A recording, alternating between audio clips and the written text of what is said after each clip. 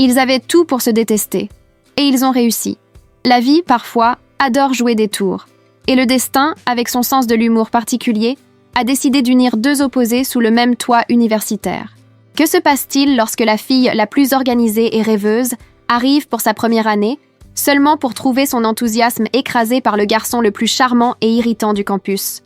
Préparez-vous pour un voyage d'étincelles, de disputes et, qui sait, d'un amour qui défie toutes les attentes.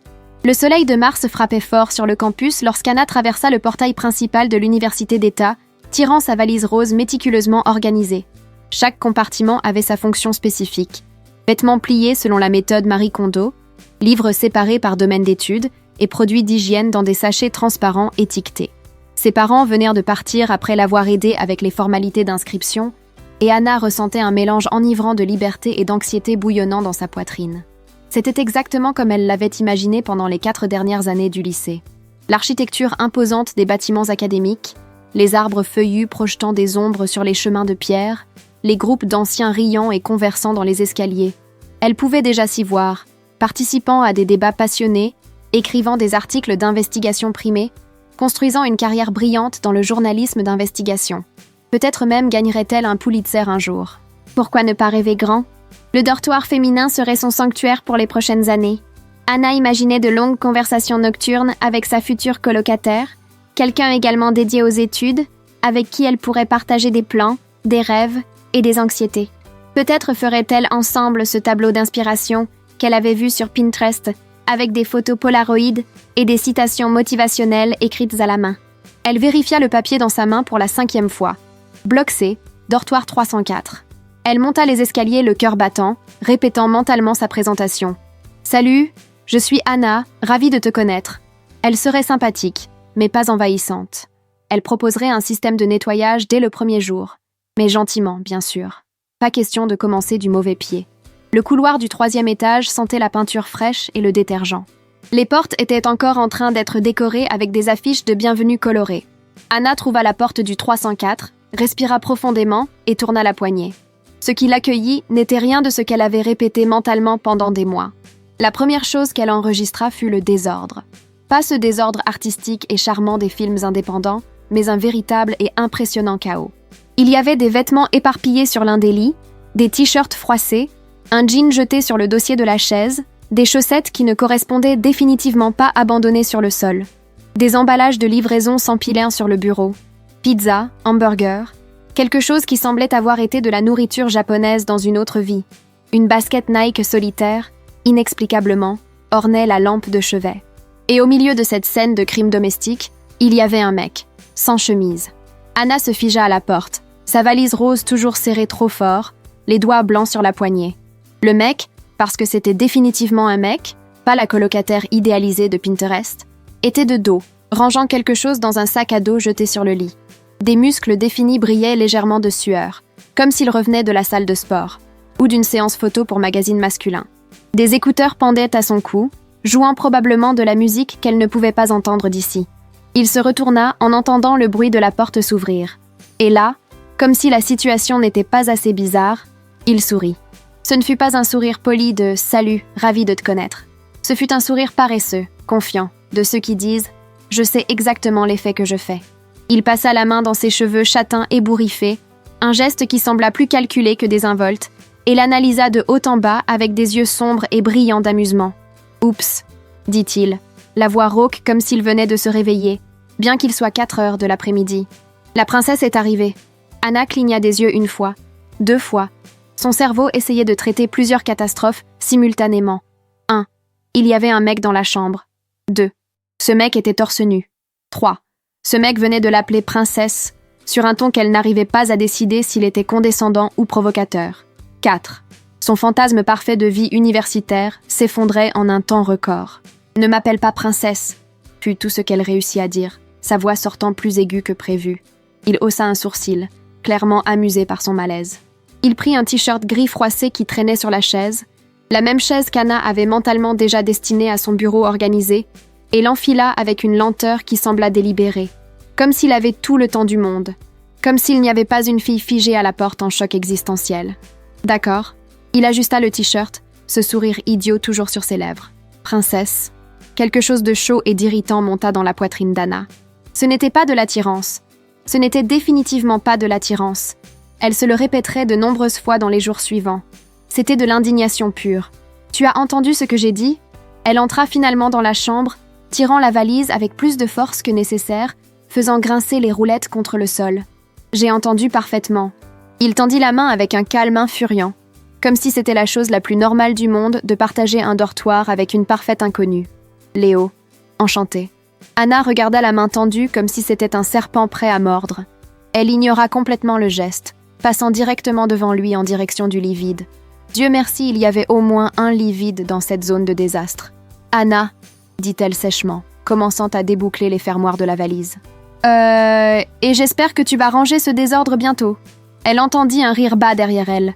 Le genre de rire qui indique clairement que la personne n'est pas du tout intimidée par votre tentative d'autorité. « C'était exactement dans mes plans », dit Léo, et Anna pouvait entendre le sourire dans sa voix même sans regarder.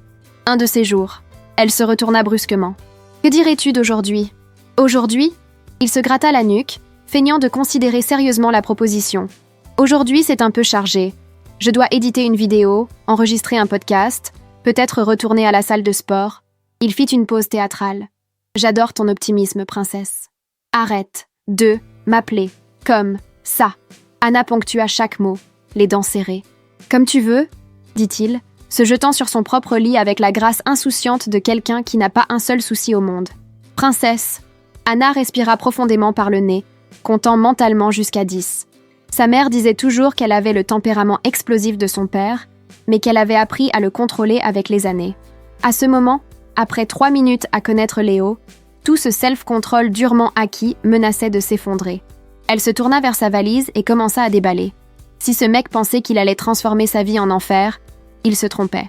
Anna n'avait pas passé 4 ans à se préparer pour l'université, n'avait pas renoncé à des fêtes et des week-ends de repos en étudiant pour le SAT, n'avait pas fait 6 cours préparatoires de journalisme, juste pour laisser un playboy négligent tout gâcher.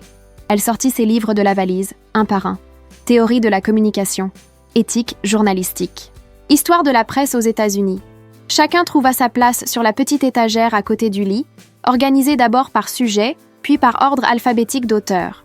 Les cahiers neufs, sentant encore la papeterie, furent empilés par couleur. Bleu pour introduction au journalisme, rouge pour anglais, vert pour sociologie. Waouh!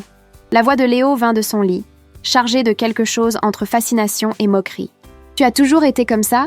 Organisé de cette façon? »« Toujours, » répondit Anna sans le regarder, pliant un chemisier avec précision chirurgicale. « Et toi, tu as toujours été comme ça? Négligent de cette façon? » Négligent est un mot très fort.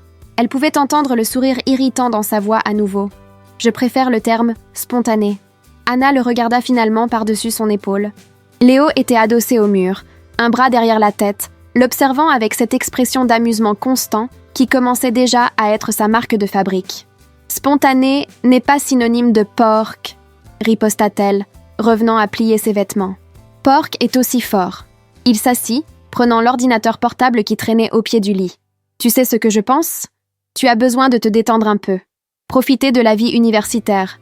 Ce n'est pas sain d'être si contrôlé. Et ce n'est pas sain de vivre dans une porcherie. Tu as déjà entendu parler de bactéries, champignons, maladies transmissibles? J'ai aussi entendu parler de vivre un peu, expérimenter de nouvelles choses, ne pas planifier chaque seconde de son existence. » Anna jeta un t-shirt sur le lit avec plus de force que nécessaire. Planifier n'est pas un défaut. C'est comme les gens responsables fonctionnent. Et être spontané n'est pas de l'irresponsabilité. C'est comme les gens intéressants fonctionnent. Ils se fixèrent pendant un long moment. La tension dans la chambre était presque palpable, électrique, le genre d'énergie qui précède les tempêtes. Ce fut Léo qui rompit le silence en premier, ce sourire maudit revenant sur ses lèvres. « Tu sais quoi, Anna? Je pense qu'on va très, très bien s'entendre. » Le ton était pure ironie. « J'en doute, » répondit-elle, revenant à ses vêtements parfaitement pliés. « On parie? Je ne parie pas avec des étrangers qui transforment les chambres en dépôts d'ordures. Moi non plus, je ne parie pas avec des princesses contrôlantes qui ont probablement leurs épices organisées par ordre alphabétique. L'ordre alphabétique serait inefficace. Le correct est par fréquence d'utilisation. » Léo laissa échapper un rire véritable cette fois, le son résonnant sur les murs de la petite chambre. « Tu viens de prouver mon point. » Anna ne répondit pas.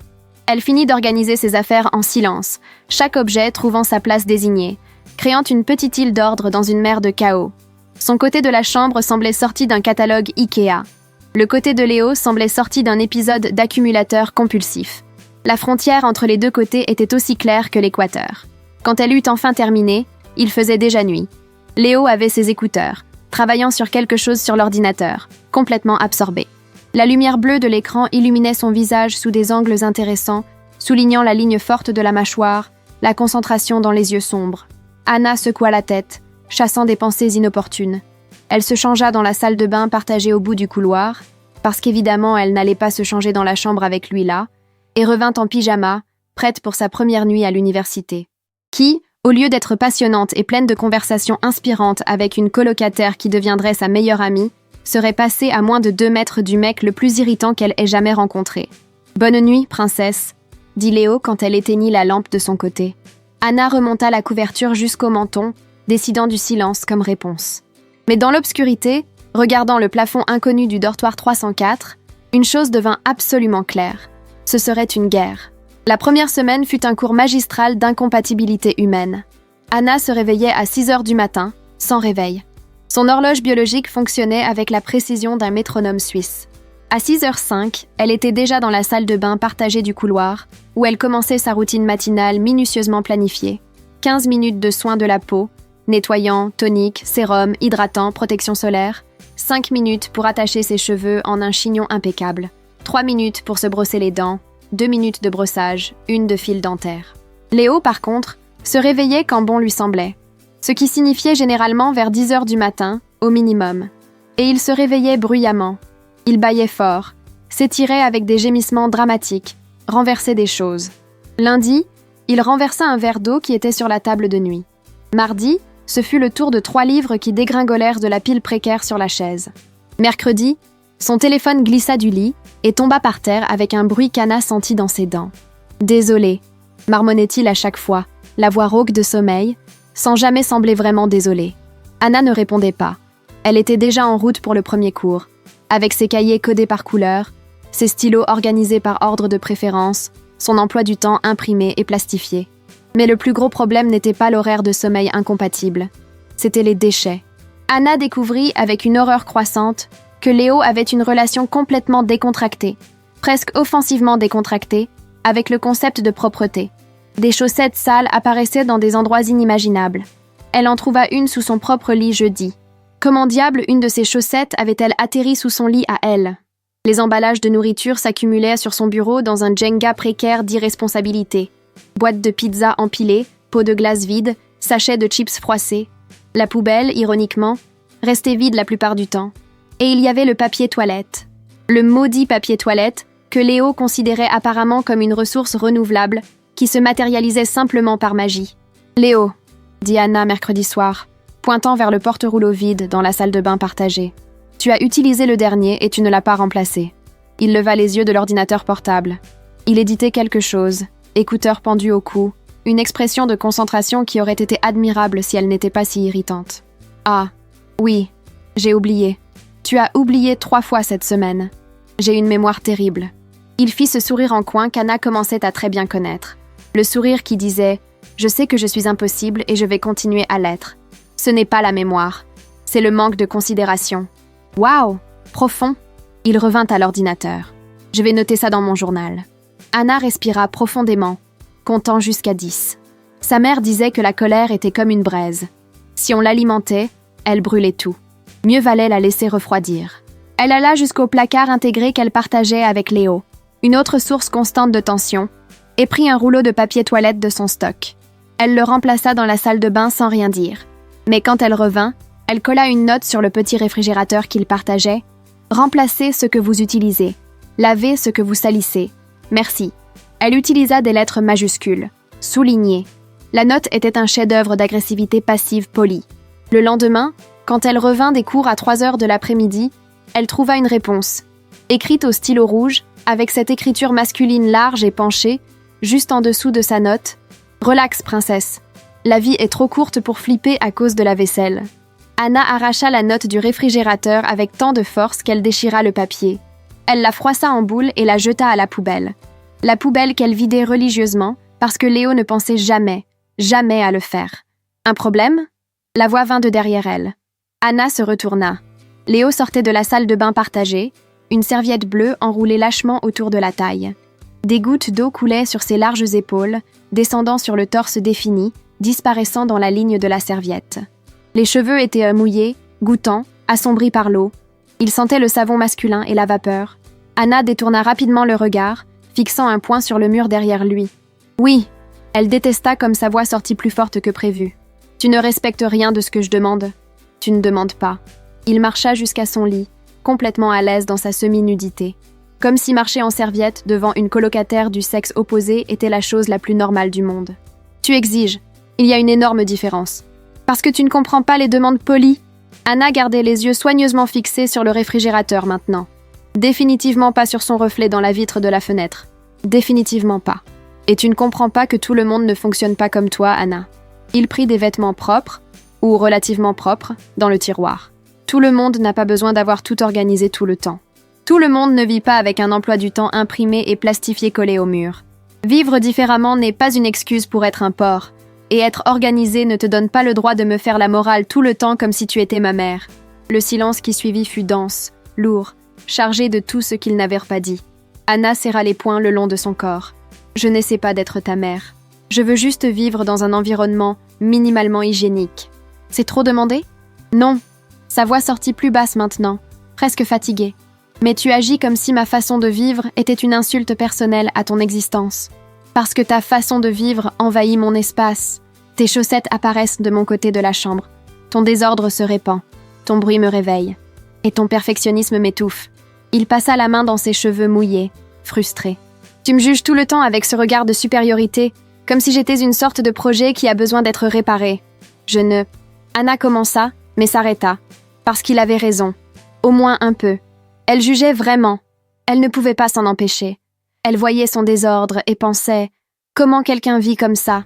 Elle le voyait se réveiller tard et pensait « Quel manque de discipline ?» Elle voyait les chaussettes jetées et pensait « Quelle négligence ?» Mais Léo n'était pas exempt non plus. Il provoquait. Il l'appelait princesse justement parce qu'il savait que ça l'irritait. Il laissait les choses en désordre presque comme un défi, pour voir jusqu'où elle tiendrait avant d'exploser. « Écoute, » dit finalement Léo, ce ton provocateur cédant la place à quelque chose de plus sérieux. « Je sais que je ne suis pas le colocataire idéal. Ok ? Je sais. Mais toi aussi tu n'es pas facile à supporter, tu sais. » Anna cligna des yeux, surprise par la franchise. « Ok, peut-être que je suis un peu contrôlante. » « Un peu ?» Il haussa un sourcil. « D'accord, très contrôlante. » Elle croisa les bras. « Mais toi, tu es impossible. » Je ne nie pas non plus. Il sourit, et cette fois ce ne fut pas ce sourire provocateur.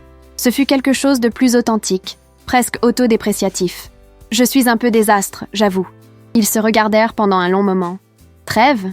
Léo proposa. « Trêve temporaire, » corrigea Anna. « Jusqu'à ce que tu laisses 3 autres chaussettes de mon côté. » Juste. Il retourna à la salle de bain pour se changer, et Anna se laissa tomber sur son propre lit, soudainement épuisée. 1 semaine. Juste 1 semaine à vivre avec Léo, et elle se sentait déjà comme si elle avait couru un marathon émotionnel. Comment survivrait-elle au reste de l'année? Le lundi apporta un rebondissement qu'Anna n'avait pas vu venir. Elle entra dans la salle d'introduction au journalisme à 9h pile, 5 minutes en avance, comme toujours, choisit une place stratégique au 3e rang, assez près pour bien voir et entendre, assez loin pour ne pas paraître désespérée d'attention, organisa ses matériels avec précision militaire.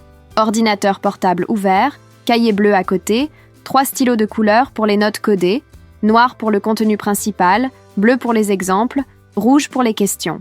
Elle révisait le plan d'enseignement sur son téléphone quand elle entendit des rires masculins dans le couloir. « Non mec, je te jure, il a vraiment dit ça dans le podcast. Le journalisme est mort selon lui, quand tout le monde a commencé à avoir un téléphone avec caméra. Quelle vision élitiste, bon sang !» Anna reconnut cette 2e voix avant même de lever les yeux. Léo entra dans la salle avec 2 autres gars, tous les 3 riant de quelque chose. Il avait une tasse de café à la main. Ça devait être la 3e de la journée, vu l'air fatigué du visage, et un sac à dos jeté n'importe comment sur une seule épaule. Leurs yeux se rencontrèrent. L'expression de surprise fut mutuelle. « Tu dois plaisanter », murmura Anna doucement. Le sourire en coin se forma lentement, chargé d'amusement maudit. « Salut, colocataire !» dit-il, assez fort pour que quelques têtes se retournent. Puis, comme si c'était la chose la plus naturelle du monde, Léo marcha vers elle et s'assit sur la chaise à côté. Il y avait 25 places vides dans cette salle. 25. Et il choisit de s'asseoir à côté d'elle. « Qu'est-ce que tu fais ?» siffla Anna entre ses dents, très consciente des regards curieux autour. « J'assiste au cours. » Il sortit un cahier froissé de son sac, avec un stylo qui était probablement sans capuchon depuis des semaines. « Tu fais du journalisme ?»« Évidemment. Toi aussi ?»« Surprenant, hein ?» Il s'adossa à la chaise, cette posture décontractée qui était sa marque de fabrique. « Je pensais que tu pensais que je servais juste à laisser des chaussettes sales dans la maison. » L'idée m'a traversé l'esprit, admit-elle sèchement. « Eh bien, mais crois-le ou non, j'ai aussi des neurones fonctionnels. Je ne les utilise juste pas pour organiser les épices par fréquence d'utilisation. C'était une fois que j'ai mentionné ça. Une. Et je n'oublierai jamais. » Le professeur entra avant qu'Anna ne puisse répondre. Homme dans la cinquantaine, cheveux grisonnants, lunettes à monture épaisse, cet air de quelqu'un qui a déjà tout vu dans la profession. « Bonjour, je suis le professeur Morrison, et ceci est Introduction au journalisme. » Il jeta une pile de papier sur le bureau. « Je ne suis pas du genre à faire de la conversation futile. Allons droit au but. Le journalisme est en crise. Il l'a toujours été. Il le sera toujours. La question est, quel type de journaliste voulez-vous être ? » Il écrivit au tableau. Objectivité versus positionnement. Ce sera notre débat aujourd'hui. Le journalisme doit-il être objectif, impartial, neutre, ou peut-il, et doit-il, avoir un positionnement clair ? Anna avait déjà la main levée avant même qu'il ne termine la phrase. Oui, le professeur pointa vers elle. Le journalisme a besoin d'impartialité absolue, dit Anna, la conviction claire dans la voix. Présenter des faits sans biais personnel est la base de la crédibilité journalistique. Au moment où un journaliste injecte son opinion, il cesse d'informer et commence à manipuler. Quelques élèves acquiescèrent. D'autres semblaient sceptiques. « Intéressant, » dit le professeur. « Quelqu'un est en désaccord ? Je suis en désaccord. Complètement. » Anna n'avait pas besoin de regarder pour savoir qui avait parlé.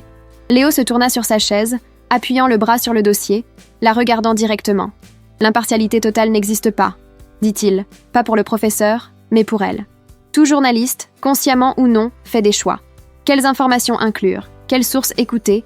Quel angle utiliser ? Quels mots choisir ? Chacune de ces décisions est déjà, par définition, partiale. Mais il y a une énorme différence entre les choix éditoriaux nécessaires et déformer intentionnellement la vérité selon ses croyances personnelles, riposta Anna, sentant la chaleur monter dans son cou. Elle était toujours comme ça dans les débats, passionnée, accélérée, incapable de laisser passer un mauvais argument. Je n'ai pas parlé de déformer, j'ai parlé de contextualiser. Léo se pencha en avant, les yeux sombres fixés sur elle avec une intensité qui était simultanément frustrante et quelque chose d'autre qu'elle ne voulait pas nommer. Contextualiser n'est pas mentir. C'est donner au lecteur les outils pour comprendre la complexité de la réalité. Contextualiser n'est qu'un mot élégant pour manipuler le récit selon mon agenda, répliqua Anna. Et faire semblant d'être une machine neutre de faits, c'est mentir à ton lecteur. Parce que tu n'es pas neutre. Personne ne l'est. Admettre ton point de vue est plus honnête que de prétendre qu'il n'existe pas. Le professeur Morrison croisa les bras, clairement amusé. Continuez. Les faits sont des faits, Léo. Anna sentit sa voix monter d'un ton. Elle respira profondément, essayant de garder son sang-froid. Ils existent indépendamment de l'opinion du journaliste. Notre travail est de les rapporter avec précision, pas de les colorer avec nos interprétations personnelles. Mais le choix de quel fait rapporter est déjà, en soi, une interprétation, Anna. Il gesticula avec les mains, animé maintenant. Si je couvre une manifestation, et que je choisis d'interviewer seulement les manifestants, ou seulement les policiers, ou seulement les commerçants qui ont eu des pertes, chacun de ces choix raconte une histoire différente, tous en utilisant des faits vrais. Alors où est cette objectivité absolue ? Elle est dans le fait d'écouter tous les côtés. Elle faillit frapper la table. De donner une voix proportionnelle à chaque perspective, de ne pas laisser ses préférences personnelles dicter la couverture. C'est de la naïveté ou de l'arrogance ? Léo inclina la tête. Naïveté de penser que nous pouvons complètement supprimer nos préférences, ou arrogance de penser que nous sommes supérieurs à nos propres biais ? Ce n'est ni l'un ni l'autre. C'est de l'éthique professionnelle de base. C'est un fantasme confortable qui nous permet de prétendre à une supériorité morale. Toute la classe observait l'échange comme un match de tennis, les têtes tournant de l'un à l'autre. Certains élèves avaient déjà pris du pop-corn. Littéralement, un garçon au fond mangeait d'un sachet. « Vous deux », interrompit le professeur Morrison, mais il souriait. « Devriez faire un podcast ensemble. La chimie est excellente. » Anna sentit son visage brûler.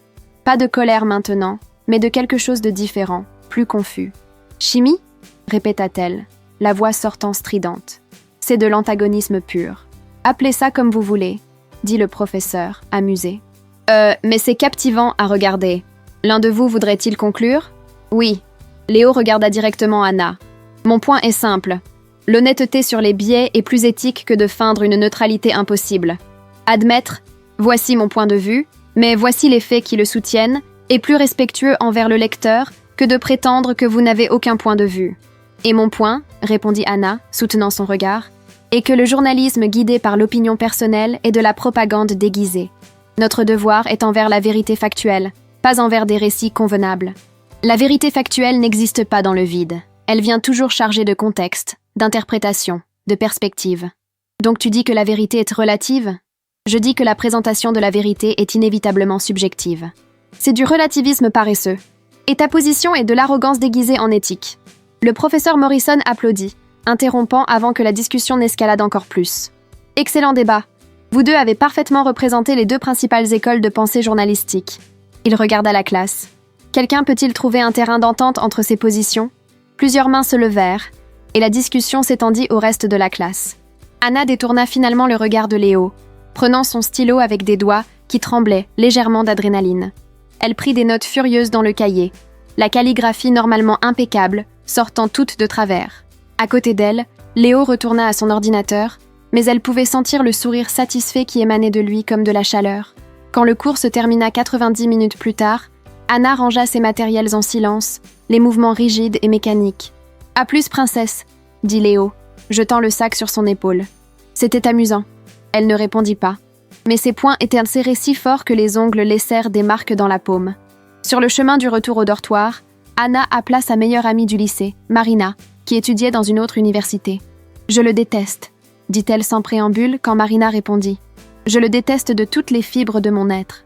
Bonjour à toi aussi. » Marina rit. « Laisse-moi deviner. Le colocataire? Pas seulement colocataire. Il est dans la même classe d'introduction au journalisme. Et il est insupportable. Complètement, absurdement insupportable. Genre insupportable parce qu'il est bête ou insupportable parce qu'il te challenge? » Anna s'arrêta au milieu de l'escalier. « Quelle différence ça fait? Ça fait toute la différence, amie. » La voix de Marina était chargée de ce ton je sais tout qu'Anna connaissait bien. « Si c'était bête, tu ressentirais juste de la pitié. Mais s'il te challenge, ça te dérange parce qu'il est intelligent, là c'est une autre histoire. Ce n'est aucune histoire, c'est juste un mec irritant qui te fait ressentir des choses, compléta Marina. De la colère, il me fait ressentir de la colère. Bien sûr. Marina n'y croyait clairement pas. Et il est comment, physiquement parlant? Quelle différence ça fait? Anna Rodriguez, réponds à la question. Anna soupira, reprenant l'escalier. C'est... Ok, il est objectivement beau. Si tu aimes le genre muscle et petit sourire de pub pour dentifrice. Tu viens de décrire exactement ton type. Ce n'est pas mon type. Tu es sorti avec Brad pendant 1 an et il était littéralement capitaine de l'équipe de natation. Tout muscle et sourire blanc éclatant. C'était différent. Brad était organisé, focalisé, respectueux, ennuyeux, corrigea Marina. Tu m'as dit toi-même que tu as rompu avec lui parce que tu te sentais étouffé. C'était vrai. Brad était parfait sur le papier. Littéralement parfait. Mais il était aussi contrôlant qu'elle, aussi obsédé par la planification et l'ordre qu'il n'y avait pas d'espace pour respirer dans la relation. Tout devait être programmé, discuté, approuvé. Même le sexe suivait une sorte de calendrier implicite. Samedi soir, après le dîner, avant le film. « Écoute, » dit Marina, plus douce maintenant. « Je ne dis pas que tu aimes le mec, mais l'attention peut aussi être de la chimie, tu sais ? Parfois, on déteste les gens justement parce qu'ils nous sortent de notre zone de confort. Je n'ai pas besoin de philosophie cheap. J'ai besoin de stratégie de survie. Stratégie numéro 1, arrête de tant te battre. Accepte que vous allez devoir cohabiter et essaie de trouver un équilibre. J'ai essayé. Il a écrit une note m'appelant princesse sur le frigo. Marina éclata de rire. Ok, il est un peu idiot, mais d'une manière charmante. Tu n'aides pas. Si, c'est toi qui ne veux pas écouter. Anna entra dans le dortoir 304, toujours au téléphone, et trouva Léo au même endroit que toujours. Lit, ordinateur portable, écouteur. Il leva les yeux quand elle entra et fit un signe décontracté. Elle leva les yeux au ciel et alla vers son côté de la chambre. « Il est là ?» demanda Marina, lisant la situation par le changement de ton d'Anna. « Oui, bonne chance, amie. Tu vas en avoir besoin. Merci pour le soutien zéro. De rien. Si besoin, appelle-moi. Je veux des updates. » Elles raccrochèrent, et Anna se jeta sur le lit, fixant le plafond. Comment sa vie parfaite et planifiée avait-elle déraillé si complètement en seulement une semaine? La guerre froide du dortoir 304 entra dans une nouvelle phase dans les semaines suivantes. Une phase qui pourrait être décrite comme hostilité créative. Anna commença un cahier. Pas un cahier ordinaire, mais un registre méticuleux, presque scientifique, des infractions de Léo. Lundi 13 mars, 7h23, chaussettes sales trouvées sous le bureau. Encore. 14h45, emballage de chips laissé sur le réfrigérateur. 19h30, musique forte pendant l'enregistrement du podcast. 40 minutes. 22h15, n'a pas lavé sa tasse de café mardi.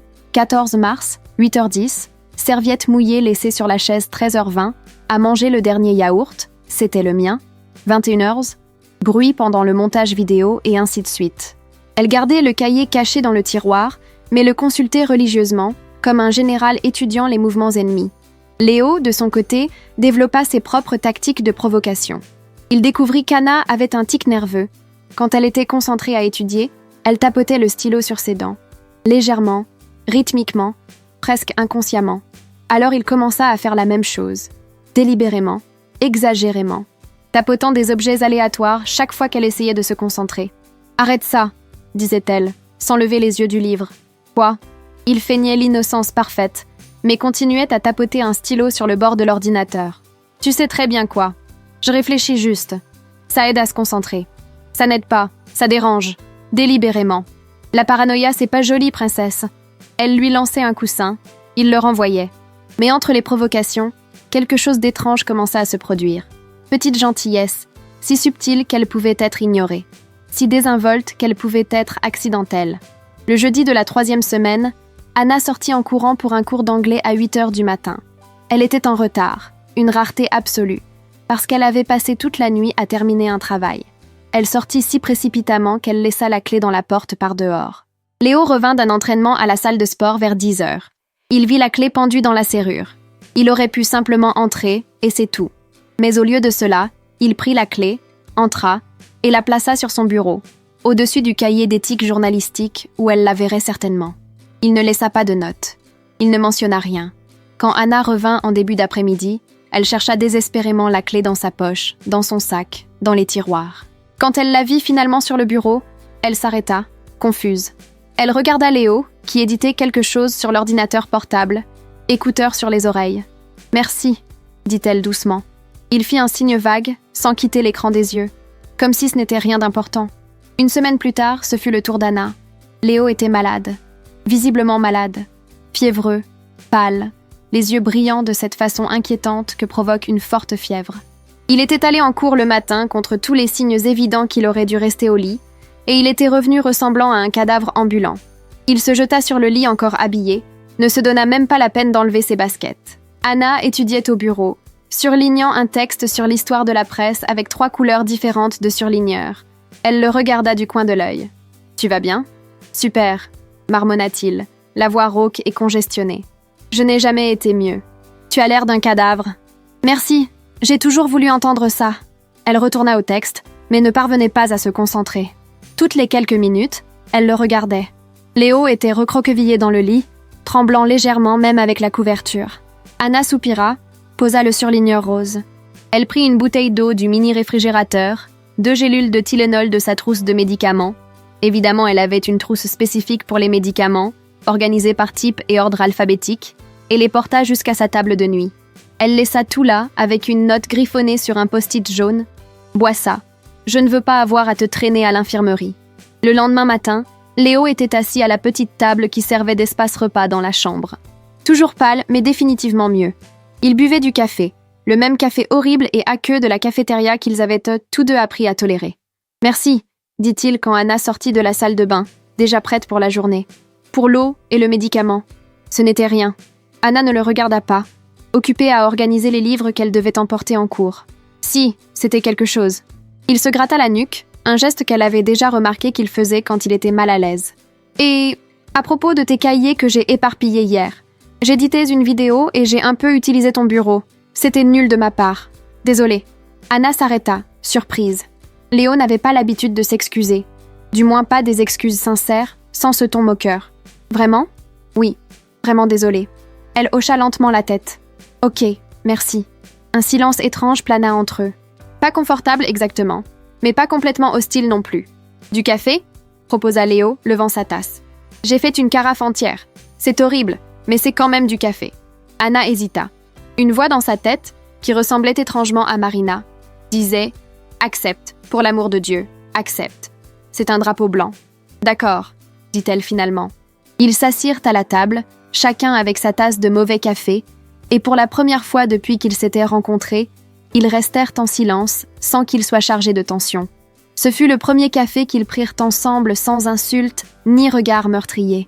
Et si Anna remarqua comment les yeux de Léo brillaient, même malade, comment il avait un sourire différent quand il ne provoquait pas, comment il y avait quelque chose de presque beau dans sa vulnérabilité malade.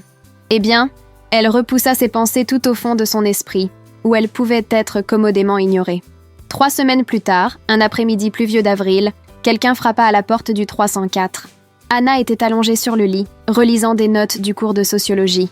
Léo éditait un podcast à son bureau, cette concentration absolue qu'elle avait déjà apprise à reconnaître.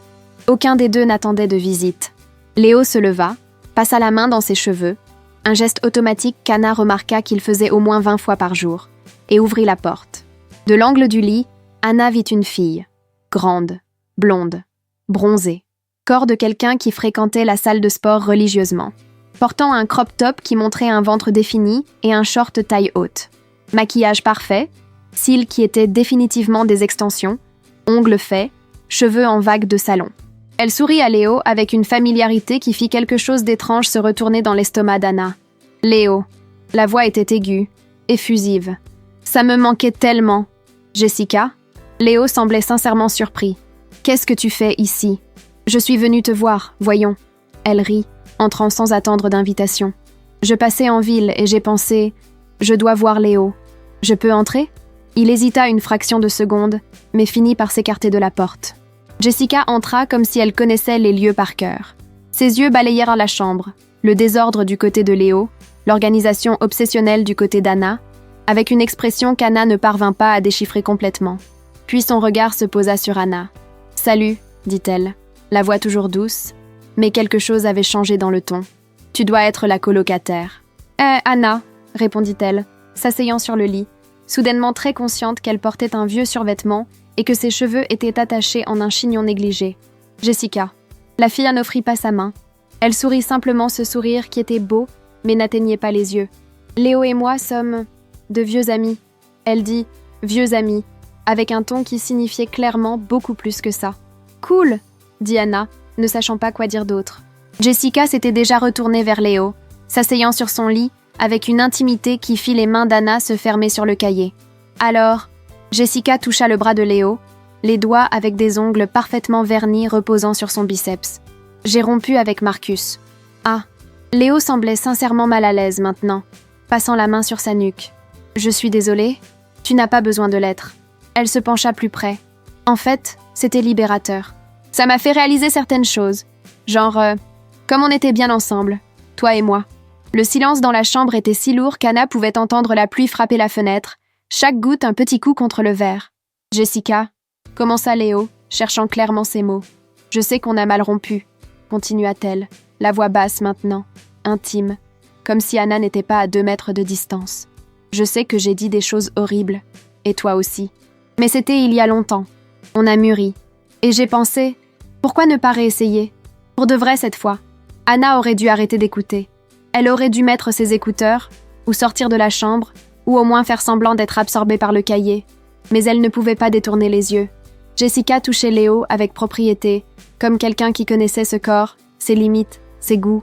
Il y avait de l'histoire là, de l'intimité, des souvenirs partagés auxquels Anna n'aurait jamais accès. Et pourquoi cela dérangeait-il ? Pourquoi quelque chose serrait-il dans sa poitrine comme une main fermée ? « Je ne sais pas si c'est une bonne idée », dit finalement Léo, mais sa voix avait de l'hésitation. Ce n'était pas un refus ferme. C'était une porte entr'ouverte. « Tu ressens encore quelque chose ?» dit Jessica, confiante, lisant quelque chose sur son visage qu'Anna ne pouvait pas voir de là. « Je sais que tu ressens. Personne n'oublie ce qu'on avait. C'était intense, admit-il. » Et Anna détesta la façon dont sa voix sonna. Nostalgique, pleine de regrets. C'était parfait. Jessica sourit, ce sourire victorieux de quelqu'un qui sait qu'il est en train de gagner. Pense-y avec tendresse, ok? On pourrait réessayer, doucement, sans pression, voir ce que ça donne. Elle se leva, embrassa la joue de Léo longuement. Ce ne fut pas un baiser casual d'amis. Ce fut délibéré, intime, les lèvres s'attardant contre sa peau. Puis elle se tourna vers Anna, ce sourire poli de retour. C'était un plaisir de te rencontrer, colocataire. Le ton laissait clairement entendre. Tu es temporaire. Je suis l'histoire. Et puis elle sortit, laissant une traînée de parfums chers et de tension suffocante. La porte se ferma. Le silence qui resta était presque solide. Anna regarda le cahier sur ses genoux, mais les mots étaient des taches floues sans sens. Quelque chose brûlait dans sa gorge, acide et confus. « Ex-petite amie ?» demanda-t-elle, essayant de paraître désinvolte, mais la voix sortit étrange, plus aiguë que la normale. Oui, Léo était toujours debout près de la porte, les mains dans les poches, regardant le sol. Du lycée. Elle semble intense. Elle l'a toujours été. Anna retourna au cahier, faisant semblant de lire. Les lettres dansèrent sur la page. « Tu vas retourner avec elle ?» La question sortit avant qu'elle ne puisse la réfléchir, avant qu'elle ne puisse considérer pourquoi diable elle s'en souciait. Léo la regarda finalement. Il y avait quelque chose d'étrange dans son expression. De la surprise, peut-être, ou de la curiosité. « Je ne sais pas, » dit-il honnêtement. « Peut-être, on avait de la chimie. C'était compliqué, mais je ne sais pas. Peut-être que ça vaudrait le coup d'essayer. »« Pourquoi? Ça t'importe ?» La question vint chargée de quelque chose qu'Anna ne pouvait pas nommer. « Non, » mentit-elle, retournant les yeux vers le cahier. « Juste de la curiosité. Ça ne m'importe pas. » Bien sûr que non.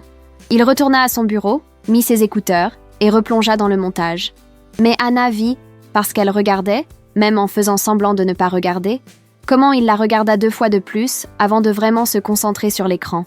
Et cette nuit-là, allongée dans l'obscurité du dortoir 304, écoutant la respiration de Léo de l'autre côté de la chambre, Anna admit finalement à elle-même, avec réticence et irritation, elle s'en souciait.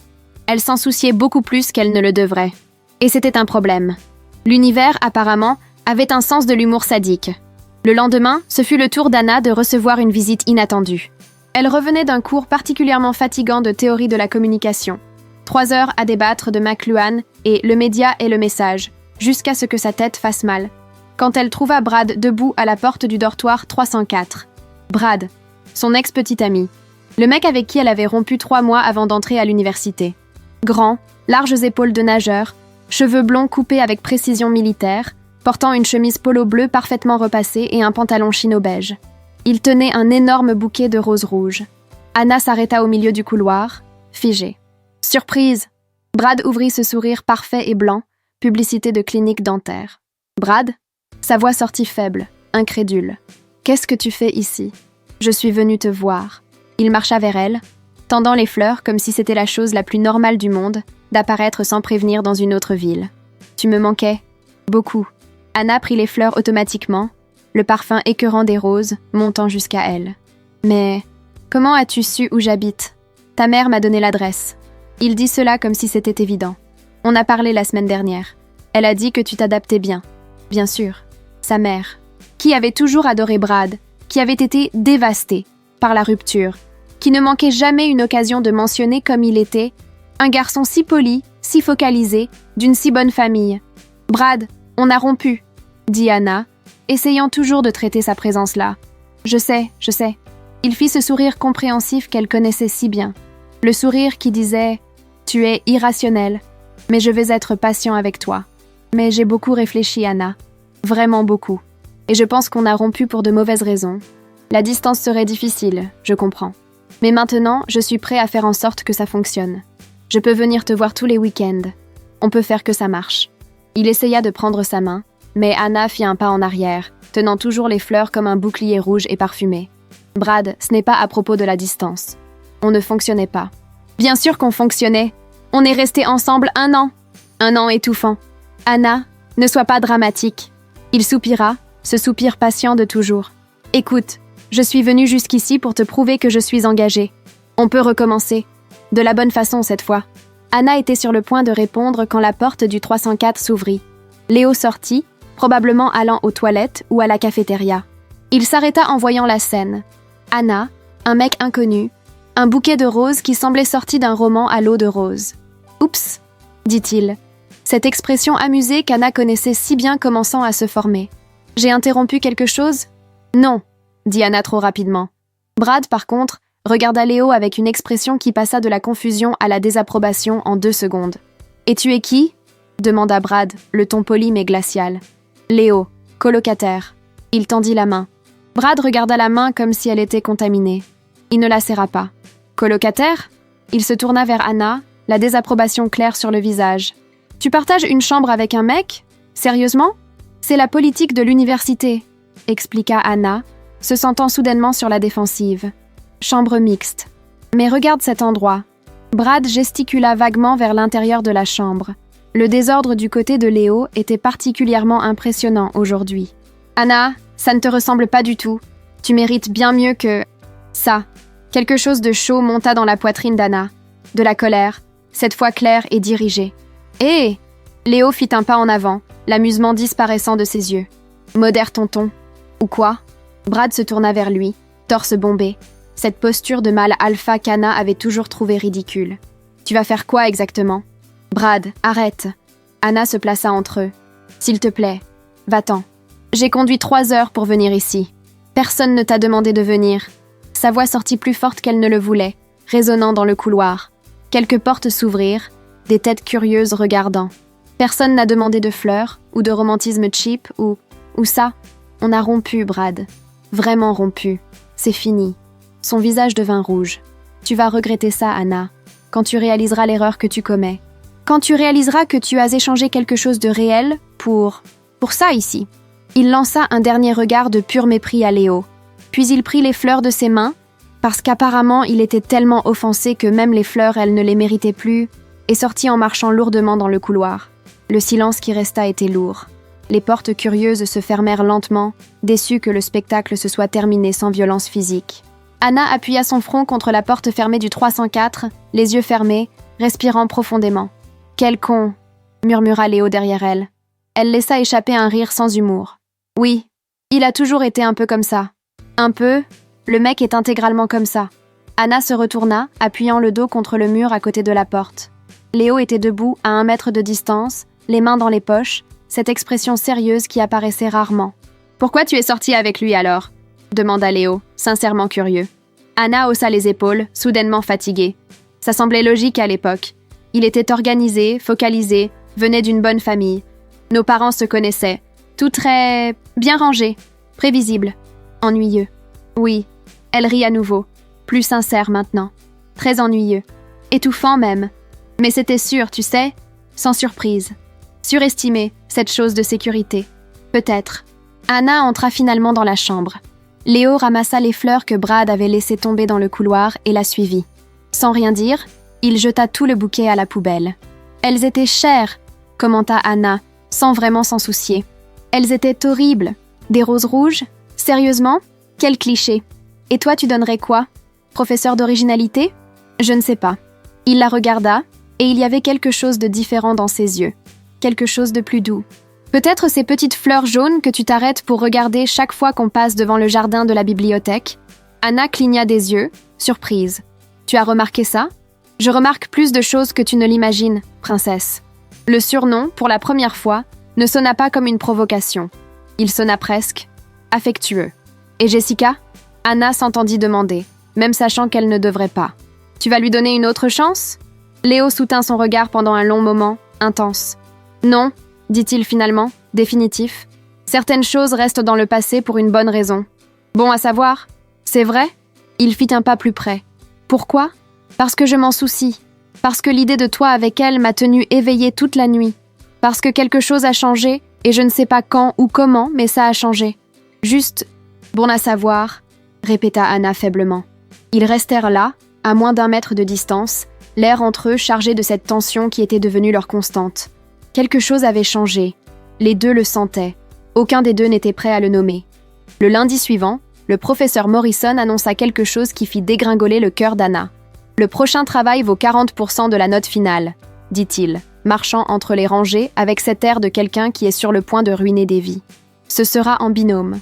Le thème : comment les cohabitations tendues affectent l'objectivité journalistique. Comment les journalistes avec des différences personnelles parviennent, ou non, à maintenir le professionnalisme. Anna n'aimait déjà pas la direction que cela prenait. Je veux que vous choisissiez des binômes qui ont des visions journalistiques différentes. Opposées, de préférence. Je veux un conflit productif. Plusieurs mains se levèrent, les étudiants s'organisant déjà avec des amis. Le professeur leva sa propre main, demandant le silence. En fait, j'ai déjà choisi quelques binômes stratégiques. Son regard balaya la salle et se posa directement sur Anna et Léo. Vous deux. Anna sentit son sang se glacer. Professeur, commença-t-elle, la voix polie mais tendue. Avec tout le respect, je pense que... Ce n'est pas négociable, Anna. Il sourit, clairement amusé.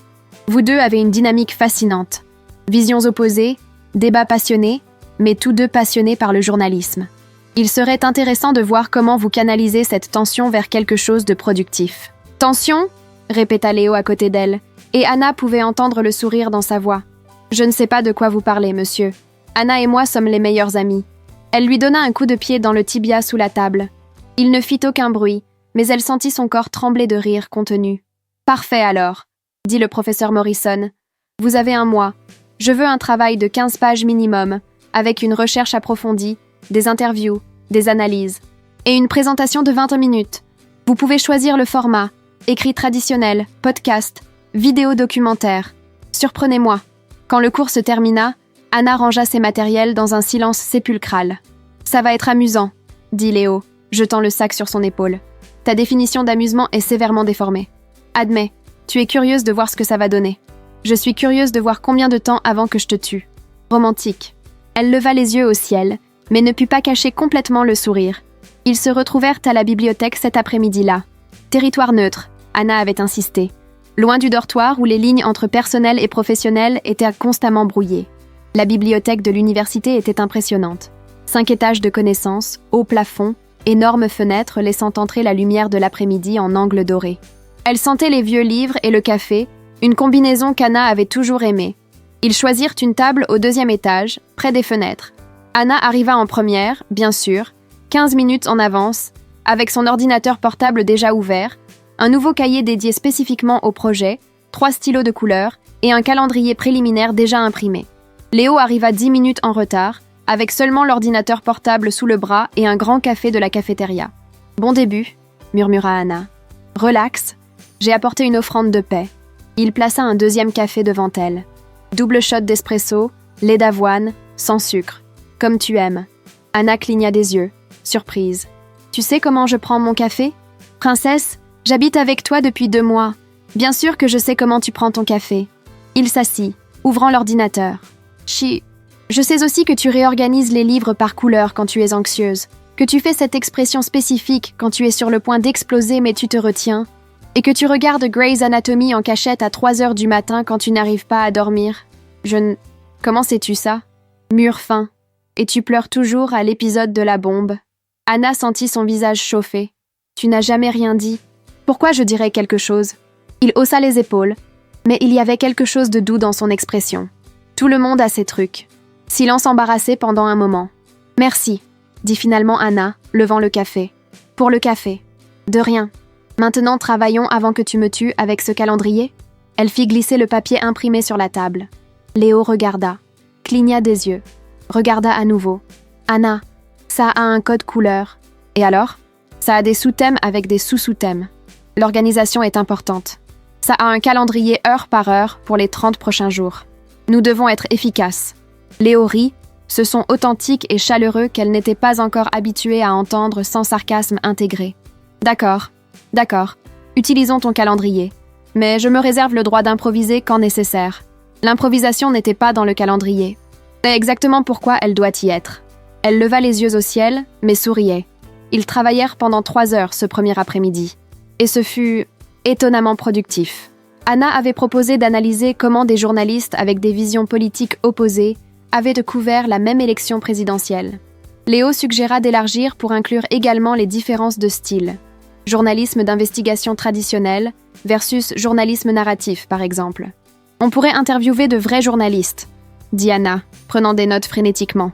Des gens qui travaillent dans des rédactions où ces tensions existent. Et analyser des articles spécifiques côte à côte, continua Léo, animé maintenant. Montrer comment les mêmes informations peuvent être présentées de manière complètement différente selon l'angle. Sans juger laquelle est correcte, ajouta Anna, juste en montrant les différences. Exactement. Il tapa la main sur la table, faisant quelques étudiants proches regarder, irrités. Désolé, dit-il plus bas. Mais oui, ça. On n'a pas besoin d'être d'accord sur quelle approche est la meilleure. On doit juste montrer que les deux ont de la valeur. Anna le regarda et quelque chose cliqua. Ils n'avaient non pas besoin d'être d'accord. Ils pouvaient être en désaccord et quand même travailler ensemble. Ils pouvaient avoir des visions opposées et quand même se respecter. Peut-être même au-delà du respect. Tu sais, dit-elle lentement, quand tu n'es pas irritant exprès, tu as de vraiment bonnes idées. Waouh! Léo feignit le choc, la main sur le cœur. C'était un compliment? Dana, princesse du perfectionnisme Rodriguez? Ne t'y habitue pas. Je ne le ferai pas. Promis. Mais il souriait, ce sourire qui faisait quelque chose d'étrange dans son estomac. Ils continuèrent à travailler jusqu'à ce que la bibliothèque commence à se vider, jusqu'à ce que le soleil se couche complètement et que les lumières artificielles créent des halos jaunâtres sur les tables. L'organisation méticuleuse d'Anna donnait de la structure au projet. Elle créait des listes, des calendriers, divisait les tâches en parties gérables. Elle transformait le chaos d'idées en quelque chose de concret. Mais les idées de Léo, spontanées, inattendues, venant d'endroits qu'Anna ne considérerait jamais, donnaient une vie au contenu. Il voyait des angles qu'elle ne voyait pas. Il faisait des connexions créatives qui n'apparaîtraient jamais dans sa planification linéaire.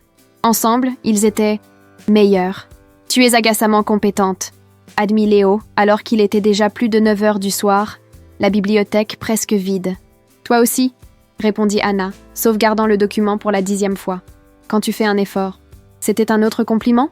Peut-être. Ne le laisse pas monter à la tête. Trop tard, c'est déjà monté. Elle lui lança un capuchon de stylo. Il l'attrapa en l'air et le relança.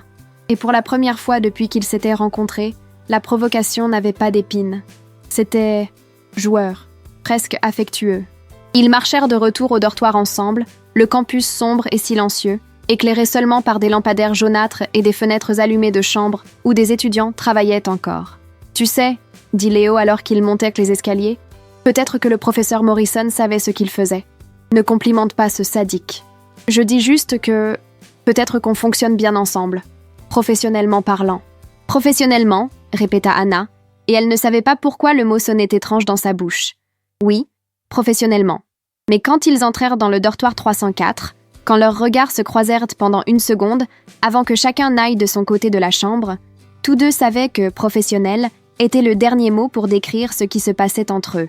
La tempête arriva un vendredi soir, sans avertissement. Anna était allongée sur le lit, relisant des extraits de Surveiller et punir de Foucault pour le cours de sociologie lundi.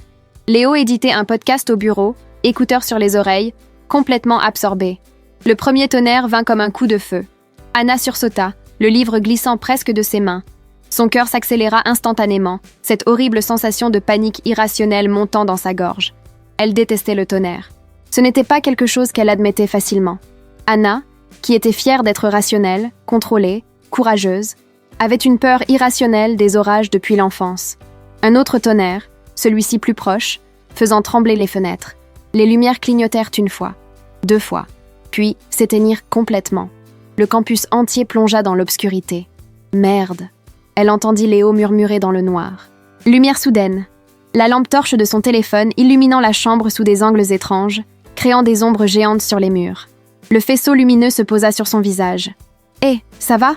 La voix avait perdu tout ton de plaisanterie. « Oui », mentit-elle, mais sa voix sortit tremblante. Un autre tonnerre explosa, si fort qu'il sembla fendre le ciel. Anna se recroquevilla, tirant la couverture jusqu'au menton, les genoux repliés contre la poitrine. Elle se sentait ridicule. Une adulte de 18 ans, étudiante universitaire, recroquevillée comme une enfant effrayée par le noir. Elle entendit des pas, la lumière du téléphone s'approchant. Puis, Léo était assis au bord de son lit, la lampe torche maintenant pointée vers le plafond, créant un éclairage diffus et moins agressif. « Tu as peur du tonnerre », dit-il. Ce n'était pas une question, c'était une constatation douce. Anna ne put pas nier, pas quand elle tremblait visiblement. « Je déteste ça », admit-elle, la voix petite. « Je sais que c'est irrationnel. Je sais que statistiquement, la chance qu'un éclair touche le bâtiment est minime. Je sais qu'on est en sécurité ici. Mais mon cerveau ne l'accepte pas. Ce n'est pas irrationnel, dit doucement Léo. C'est juste une phobie. Tout le monde a quelque chose. Et c'est quoi la tienne ? Il rit doucement. Échouer. la médiocrité, être oubliable. Anna le regarda, surprise par l'honnêteté.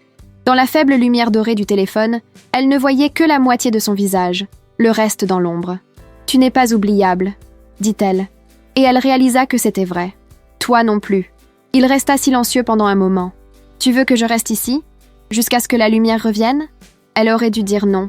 Elle aurait dû être forte, indépendante, prouver qu'elle pouvait gérer seule. Mais un autre tonnerre déchira le silence, et elle hocha la tête avant de pouvoir mieux réfléchir. Léo s'installa, s'asseyant le dos contre le mur, à côté d'elle sur le lit. Pas trop près, respectant l'espace, mais assez près qu'elle pouvait sentir la chaleur de son corps. « Alors » commença-t-il, ce ton de conversation décontracté qu'elle reconnaissait comme une tentative de distraction. « Je t'ai déjà raconté la fois où j'ai failli me noyer à 7 ans. »« Quoi ? Non !»« Oui. J'étais à une fête d'anniversaire, piscine profonde, et comme un bon idiot, j'ai décidé que je savais nager sans jamais avoir eu de cours. « Léo ? Je sais !» Mauvaise décision. J'ai sauté dans la partie profonde, j'ai coulé comme une pierre. J'ai avalé 1 demi-litre d'eau chlorée avant que quelqu'un ne remarque et me tire dehors. C'est terrible. J'ai vomi du gâteau au chocolat sur le père de l'anniversaire. Je n'ai plus jamais été invitée chez eux. Anna rit, même avec les mains encore serrées sur la couverture. Un autre tonnerre. Elle se recroquevilla, mais pas autant qu'avant. « Tu veux en savoir une autre ?» continua Léo. « Quand j'avais 12 ans, j'ai fait un podcast super sérieux sur les extraterrestres. J'étais complètement convaincue qu'ils étaient parmi nous. J'ai interviewé 3 professeurs de l'école, complètement sérieux, demandant s'ils pensaient que le concierge était un ET déguisé. Je n'y crois pas. Crois-le, ma mère a dû aller à l'école pour s'expliquer. C'était mortifiant. » Il fit une pause. « Mais c'était aussi quand j'ai découvert que j'aimais le journalisme, même si mes premières tentatives étaient absolument ridicules. » « Elles n'étaient pas ridicules, » dit Anna, souriant maintenant. « Elles étaient créatives. C'est une façon gentille de dire folle. » Ils restèrent silencieux pendant un moment. La pluie tambourinait contre la fenêtre, constante et lourde. Les tonnerres déchiraient encore le ciel occasionnellement, mais plus distants maintenant. « Je peux te poser une question ?» dit Léo, la voix plus sérieuse. « Oui ? Pourquoi es-tu si contrôlée ? Avec tout ?» Anna resta silencieuse pendant un long moment. C'était une question que personne n'avait vraiment posée avant. Les gens acceptaient qu'elle était comme ça, organisée, perfectionniste, contrôlante. Mais personne ne questionnait le pourquoi. Ma sœur aînée, commença-t-elle lentement, choisissant les mots avec soin, était mon opposée. Spontanée, désorganisée, vivait dans le moment. Mes parents adoraient ça chez elle. Ils disaient qu'elle était libre, authentique. Et toi ? J'étais la responsable. Celle qui faisait toujours la bonne chose, avait des notes parfaites, ne causait jamais de problème. Anna regarda ses mains sur ses genoux. Et ils aimaient ça aussi, mais d'une manière différente. Genre, ils aimaient ma sœur pour qui elle était. Ils m'aimaient pour ce que je faisais. C'est lourd. Oui. Alors j'ai appris que l'amour venait de la performance. D'être parfaite, d'avoir le contrôle sur tout, parce que si je perdais le contrôle, si j'échouais, elle haussa les épaules. Peut-être qu'ils arrêteraient de m'aimer aussi. Léo resta silencieux si longtemps qu'Anna pensa avoir trop parlé, trop exposé. Elle n'avait jamais admis cela à personne, même pas à Marina. Puis elle sentit des doigts envelopper les siens. Elle regarda vers le bas. Léo tenait sa main, le touchait doux, pas envahissant. Juste, présent. « Il t'aime pour qui tu es », dit-il, la conviction dans la voix. « Quiconque passe 5 minutes avec toi réalise que tu es incroyable. Pas pour l'organisation ou les notes, mais parce que tu te soucies trop de tout. Parce que tu es passionnée et têtue et brillante. » Anna sentit quelque chose se serrer dans sa gorge. « Tu penses ? J'en suis sûre. » Il serra sa main. « Et c'est ok de ne pas être parfaite, tu sais ? C'est ok de laisser les choses en désordre parfois.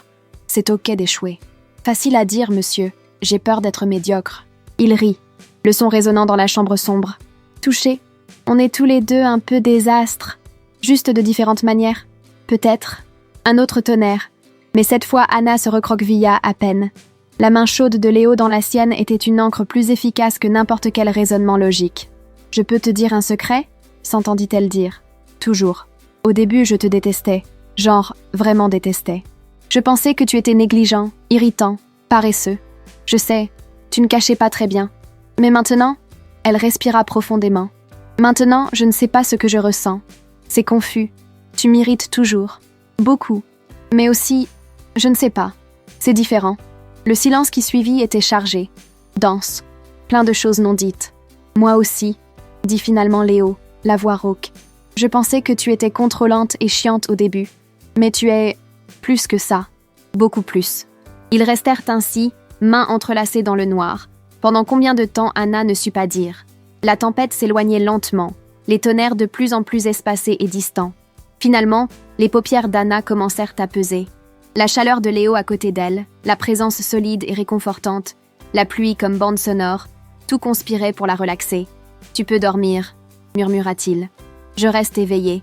Je te préviens quand la lumière revient. »« Tu n'as pas besoin. Je sais.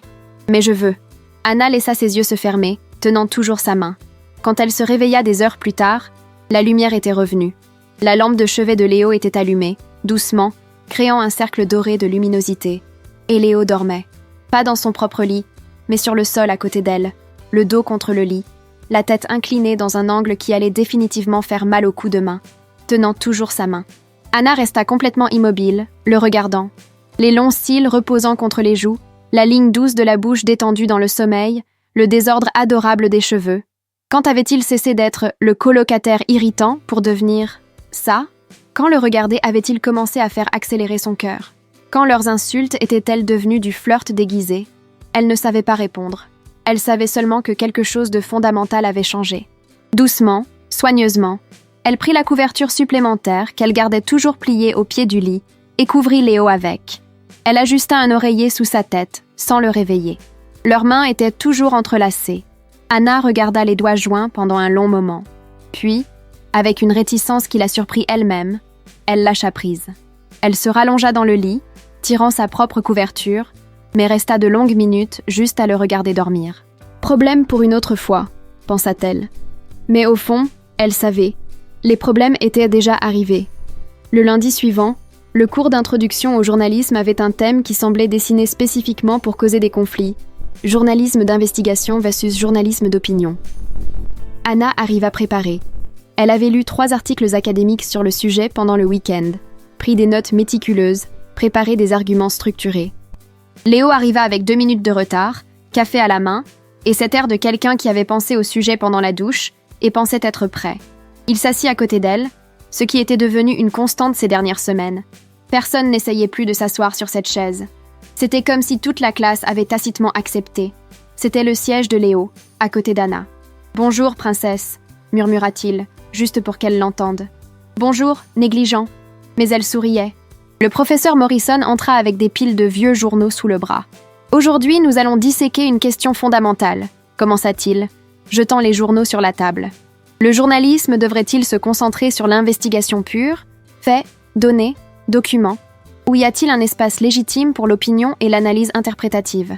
Il écrivit au tableau « Investigation, faits bruts, versus opinion, interprétation et contexte ». Anna avait déjà la main levée. « Oui, Anna ? L'investigation est le cœur du journalisme, » dit-elle, la voix claire et ferme. « C'est ce qui nous différencie des blogueurs ou commentateurs. N'importe qui peut avoir une opinion.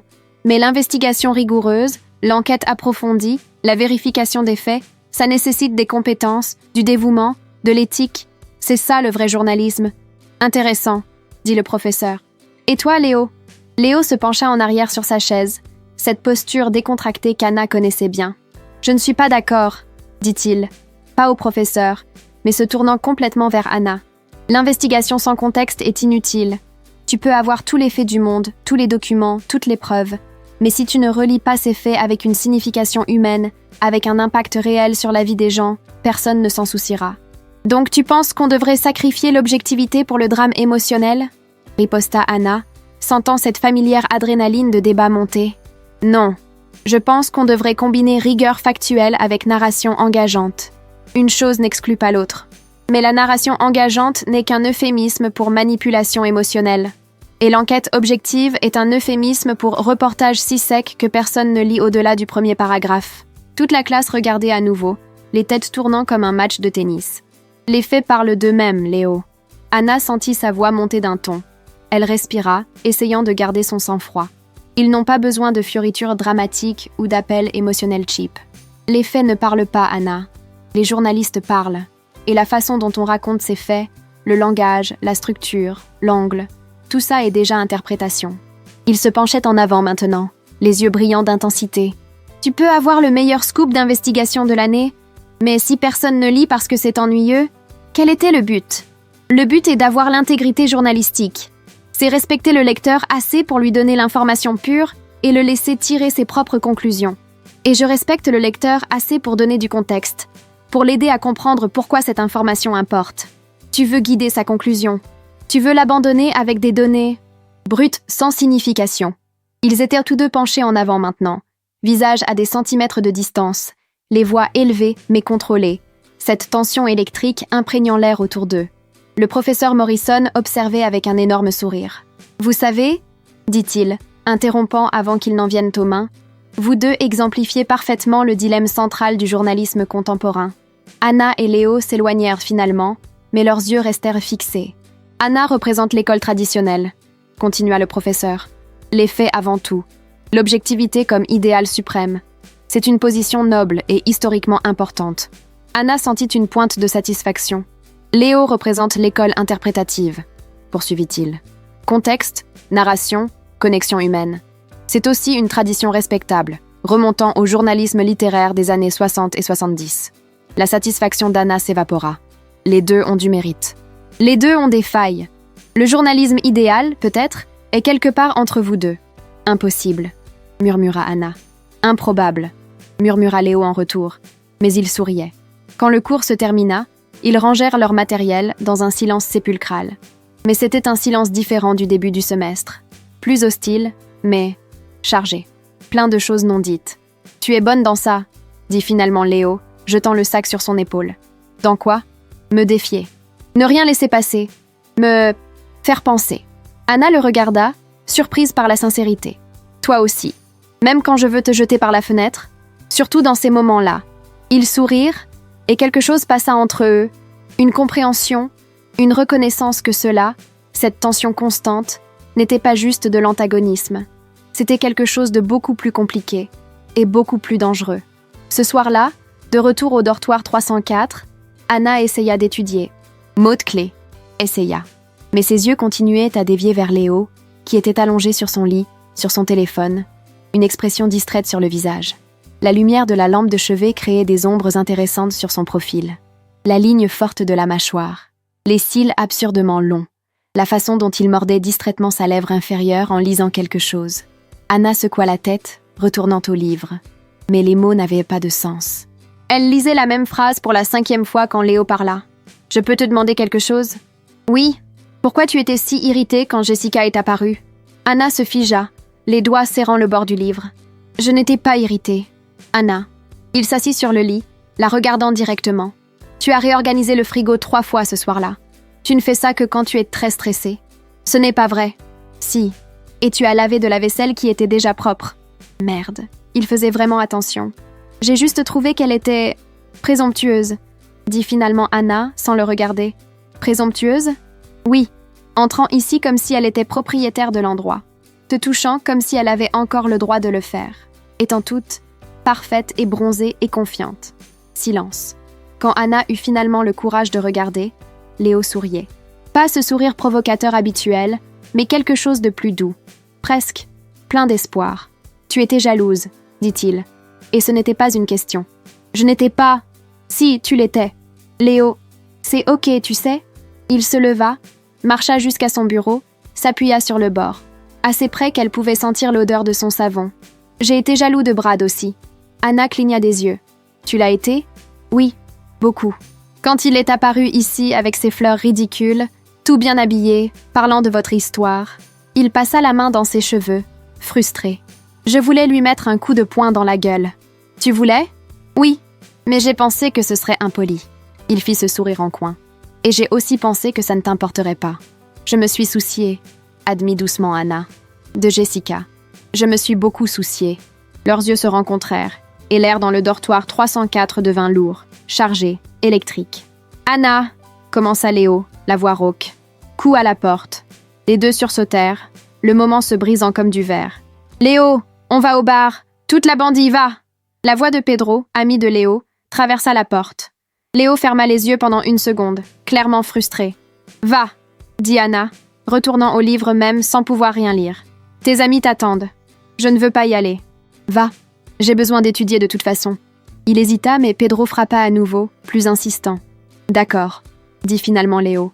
Mais on revient sur ce sujet. Quel sujet? Tu sais quel sujet. Il prit sa veste et sortit. Anna resta à regarder la porte fermée pendant de longues minutes. Puis elle prit son téléphone et appela Marina. « Je suis foutue », dit-elle dès que son amie répondit. « Dieu merci. Il était temps que tu l'admettes. » « Admettre quoi? Que tu es complètement amoureuse de ton colocataire. » Anna ouvrit la bouche, la ferma, l'ouvrit à nouveau. « Je ne suis pas... Je ne... » « Marina, Anna, mon amour, tu l'es. Et c'est évident depuis des semaines. Chaque fois que tu m'appelles, tout ce dont tu parles, c'est Léo ceci et Léo cela. Même quand tu te plains, tu parles de lui avec une passion que tu n'as jamais eue pour Brad. C'est ridicule. C'est évident. La seule personne qui ne l'a pas réalisé jusqu'à maintenant, c'était toi. » Anna se laissa tomber sur le lit, fixant le plafond. « Je ne peux pas l'aimer, » dit-elle, la voix petite. « On partage une chambre. Si ça tourne mal, ce sera un désastre. Et si ça tourne bien? Et si ça ne tourne pas bien? » Anna, la voix de Marina devint sérieuse. « Tu as passé toute ta vie à tout planifier, contrôler chaque variable, éviter les risques. Et où ça t'a mené? À une relation étouffante avec Brad qui t'a rendue malheureuse. Peut-être qu'il est temps d'arrêter de planifier et de commencer à ressentir. Je ne sais pas comment faire ça. Je sais. Et c'est pourquoi c'est effrayant. Mais c'est aussi pourquoi ça vaut le coup. » Elles parlèrent pendant encore 1 heure, Marina arrachant des détails, Anna alternant entre nier et admettre de petites vérités. Oui, elle trouvait Léo attirant. Correction. Oui, elle trouvait Léo extrêmement attirant. Oui, elle l'attendait revenir des cours. Oui, elle était jalouse quand d'autres filles flirtaient avec lui à la cafétéria. Oui, sa main dans la sienne pendant la tempête avait été le toucher le plus intime et significatif qu'elle ait jamais expérimenté. Quand elles raccrochèrent, Anna était épuisée émotionnellement. Elle regarda l'horloge, 00h15. Léo n'était toujours pas rentré. Elle essaya de dormir, mais chaque bruit dans le couloir la faisait ouvrir les yeux, espérant que c'était la porte qui s'ouvrait. Finalement, vers 1h du matin, elle entendit la clé dans la serrure. Elle fit semblant de dormir. Léo entra silencieusement, trébuchant légèrement. Il avait probablement bu un peu.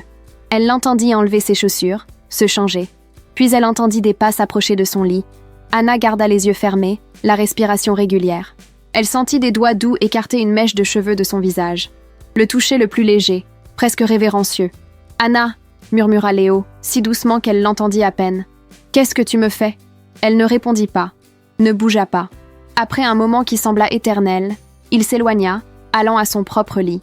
Anna resta éveillée pendant des heures après ça, le cœur battant trop fort, la peau picotant où il l'avait touchée. Les jours suivants furent une torture délicieuse et frustrante. Ils ne revinrent pas à cette conversation. Ils ne parlèrent pas de jalousie, ou de sentiments, ou de quoi que ce soit qui importait vraiment. Mais quelque chose avait changé fondamentalement. Maintenant, Anna remarquait des choses qui passaient inaperçues avant. Elle remarquait comment Léo laissait toujours le dernier yaourt à la fraise pour elle, même si c'était son préféré aussi. Elle remarquait comment il baissait automatiquement le volume quand elle étudiait, sans qu'elle ait besoin de demander. Elle remarquait comment, dans les débats en cours, ses yeux cherchaient toujours les siens en premier, avant de parler, comme s'il avait besoin de son approbation, ou au moins de son attention. Et elle remarquait, finalement, douloureusement remarquait, comment son propre cœur s'accélérait quand il entrait dans la chambre. Comment elle choisissait des vêtements en pensant s'il remarquerait. Comment elle était disproportionnellement heureuse quand il riait de quelque chose qu'elle disait. Le dortoir 304 avait une grande fenêtre donnant sur le jardin central du campus. La lumière changeait tout au long de la journée. Dorée le matin, argentée à midi, couleur miel en fin d'après-midi. Anna commença à remarquer que, quand elle lisait, elle levait souvent les yeux et trouvait Léo la regardant à travers le reflet de la fenêtre. Et quand elle regardait son reflet, elle le surprenait parfois à l'observer avec une expression qu'elle ne pouvait pas complètement déchiffrer. Quelque chose entre tendresse et frustration, comme s'il menait aussi une bataille interne. Le mardi de la semaine suivante, Léo était particulièrement concentré à éditer une vidéo. Anna fit semblant de lire, mais en fait l'observait du coin des yeux. La façon dont il mordait sa lèvre inférieure quand il était concentré. Comment ses doigts volèrent sur le clavier quand une idée surgissait. Comment il soupirait frustré quand quelque chose ne sortait pas comme il le voulait, ébouriffant encore plus ses cheveux déjà décoiffés. C'était beau de le voir travailler, voir la passion qu'il mettait dans chaque projet, même quand il faisait semblant que rien n'importait beaucoup. « Tu me regardes », dit-il soudainement, sans quitter l'écran des yeux. Anna sentit son visage chauffer. « Je ne regarde pas. »« Si, tu regardes. » Je peux voir ton reflet sur l'écran. Alors toi aussi tu me regardais. Il se tourna finalement vers elle, ce sourire en coin apparaissant. Peut-être, prétentieux, observateur. Ils restèrent à se regarder pendant un moment trop long pour être désinvoltes. « Retourne travailler », dit finalement Anna, détournant le regard en première. « Oui, madame. » Mais elle le surprit à la regarder 3 fois de plus ce soir-là. Et il la surprit probablement à le regarder 5 fois de plus. Un samedi après-midi, travaillant sur le projet d'éthique journalistique, Léo brisa le silence de travail concentré. « Pourquoi as-tu choisi le journalisme ?» demanda-t-il. Anna leva les yeux de l'ordinateur portable. « Tu m'as déjà demandé ça. Tu as donné la réponse standard. Donner une voix à ceux qui n'en ont pas. Je veux la vraie réponse. » Elle ferma l'ordinateur lentement, réfléchissant. « Quand j'avais 13 ans, commença-t-elle, ma grand-mère est morte. Cancer. Elle a été traitée dans un hôpital public qui était horrible, négligent. Les infirmières la regardaient à peine. Les médecins n'expliquaient rien. Elle est morte seule sur un brancard dans le couloir, attendant une place en soins intensifs qui n'est jamais venue. Léo avait arrêté de taper. Attention complète sur elle. Un journaliste d'investigation a fait un reportage sur cet hôpital 6 mois plus tard, continua Anna, la voix contrôlée mais avec émotion juste sous la surface. Il a tout exposé. La corruption, le détournement de fonds, la négligence systématique. 3 directeurs ont été écartés. De nouvelles politiques ont été mises en place. Beaucoup de choses ont changé. Mais c'était trop tard pour ta grand-mère. C'était, mais ce n'était pas trop tard pour d'autres personnes. Anna regarda ses propres mains. Et j'ai pensé, je veux être cette personne. Qui allume la lumière dans les endroits sombres. Qui pose les questions difficiles. Qui change les choses. Silence respectueux pendant un moment. C'est une bonne raison, dit finalement Léo, sa voix plus douce que la normale. Meilleure que la mienne. C'est quoi la tienne ? Il fit un sourire autodépréciatif, bien moins noble. J'ai toujours été bon pour raconter des histoires, depuis enfant. Et le journalisme semblait être une façon de faire ça tout en étant utile. Mais je n'ai pas de raison épique comme la tienne.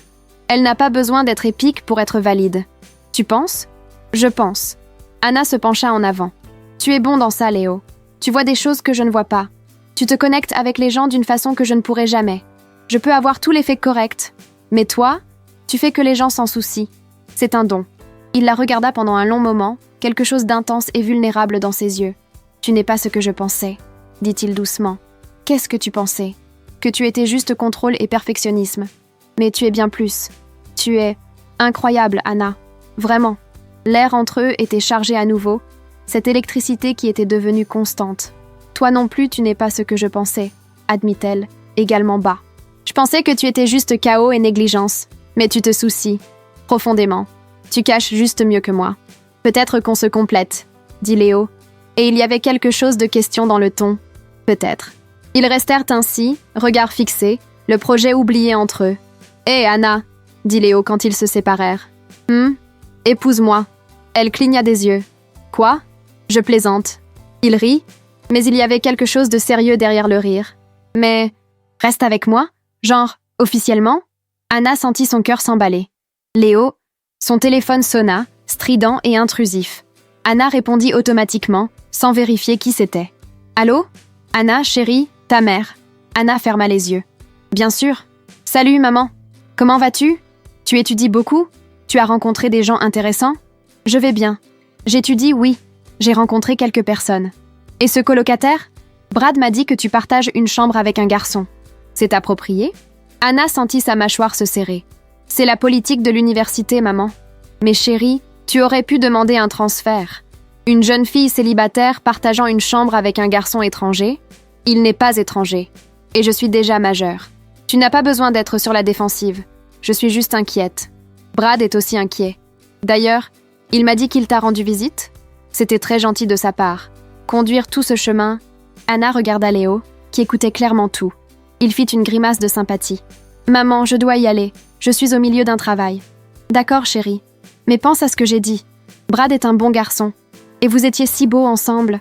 Salut, maman. » Elle raccrocha avant que sa mère ne puisse continuer. Elle jeta le téléphone sur le canapé comme s'il brûlait. « Waouh !» dit Léo. Elle adore vraiment Brad. Elle adore l'idée de lui. Bonne famille. Bon cursus. Avenir prévisible et sûr. Et toi, qu'est-ce que tu adores ? La question était désinvolte, mais chargée de signification. Anna le regarda. Vraiment regarda. Pour la façon dont il l'observait avec attention totale, comme si chaque mot d'elle importait. Pour comment il avait cette façon de la faire se sentir vue, comprise, même quand ils étaient en désaccord sur tout. « Je suis en train de découvrir », dit-elle finalement. Et par le sourire qui se forma sur son visage, elle sut qu'il avait compris ce qu'elle voulait vraiment dire. La deuxième apparition de Jessica fut moins surprise et plus invasion calculée. C'était un jeudi soir. Anna était allongée sur le lit, relisant des notes d'histoire de la presse. Léo éditait une vidéo au bureau, écouteurs sur les oreilles, complètement concentré. Le coup à la porte fut doux, presque féminin. Léo retira les écouteurs, confus. Il n'attendait personne. Il ouvrit la porte. Jessica était plus apprêtée cette fois. Robe moulante, talons hauts, maquillage de soirée, cheveux lâchés en vagues parfaites. Elle sourit ce sourire qui était pure confiance. « Salut, beau gosse !» Anna sentit quelque chose d'acide monter dans sa gorge. « Jessica !» Léo ne s'écarta pas de la porte, ne l'invita pas à entrer comme la première fois. « Qu'est-ce que tu fais ici ?»« Il y a une fête à la résidence de communication. J'ai pensé venir te chercher. » Elle se pencha en avant, la main se posant sur sa poitrine. Ce sera amusant, comme au bon vieux temps. De l'angle du lit, Anna pouvait voir parfaitement la scène. Elle voyait comment Jessica touchait Léo avec propriété, comment elle le regardait à travers ses cils, ce regard qui était pur flirt calculé. Et elle voyait comment Léo semblait mal à l'aise. « Jessica, je suis au milieu d'un travail. Qui peut t'attendre ?» Elle fit ce petit rire que probablement beaucoup de gars trouvaient adorable. Anna le trouvait irritant. « Viens avec moi. Je promets que ça en vaudra la peine. »« Je ne peux vraiment pas. Léo. » Jessica devint sérieuse soudainement, la main toujours sur sa poitrine. « Tu me manques. Vraiment. Ce qu'on avait, notre connexion. Tu ne ressens pas ça aussi ?» Anna ne pouvait plus faire semblant qu'elle lisait. Elle observait la scène avec le cœur serré, les mains fermées sur le cahier. « Jessica ?» Léo soupira. « Ce qu'on avait est terminé depuis longtemps. Mais ça peut recommencer. J'ai changé. J'ai mûri. Et je sais que toi aussi. On peut être meilleur cette fois. » Anna ne supportait plus. Elle se leva brusquement. « Excusez-moi, » dit-elle, la voix plus forte qu'elle ne le voulait. « J'ai besoin d'air. » Elle passa devant Léo et Jessica, sentant les yeux de la blonde la suivre avec quelque chose qui ressemblait à de la satisfaction. « Anna, attends !» commença Léo. Mais elle descendait déjà les escaliers, pratiquement en courant. Elle sortit du bâtiment et alla directement au jardin central. Il faisait sombre, éclairé seulement par des lampadaires jaunâtres. Quelques étudiants circulaient encore, mais la plupart étaient déjà à des fêtes ou enfermés dans leur chambre. Anna s'assit sur un banc sous un grand arbre, essayant de contrôler sa respiration. Pourquoi était-elle si bouleversée? Léo pouvait sortir avec qui il voulait. Il pouvait revenir avec son ex belle et confiante s'il voulait. Ce n'était pas son problème. Sauf que c'était. C'était complètement son problème. Parce qu'à un moment, entre insultes et débats passionnés, entre tempêtes et confessions nocturnes, elle était tombée amoureuse de l'idiot négligent de son colocataire. « Merde », murmura-t-elle à l'univers. « Merde, merde, merde. » Je suis d'accord. Anna sursauta. Elle leva les yeux. Léo était debout à côté du banc, les mains dans les poches, la regardant avec une expression qu'elle ne pouvait pas complètement déchiffrer. « Qu'est-ce que tu fais ici ?» demanda-t-elle. « Je suis venue derrière toi. Et Jessica ?» Je l'ai renvoyée. « Pourquoi ?» Il s'assit à côté d'elle sur le banc, si près que leurs épaules se touchaient. « Parce que je ne veux pas être avec Jessica. Elle est belle, » s'entendit dire Anna, « et confiante. Et clairement, elle t'aime encore. Et alors ?» « Et alors ?» Anna le fixa. « Léo, elle est parfaite.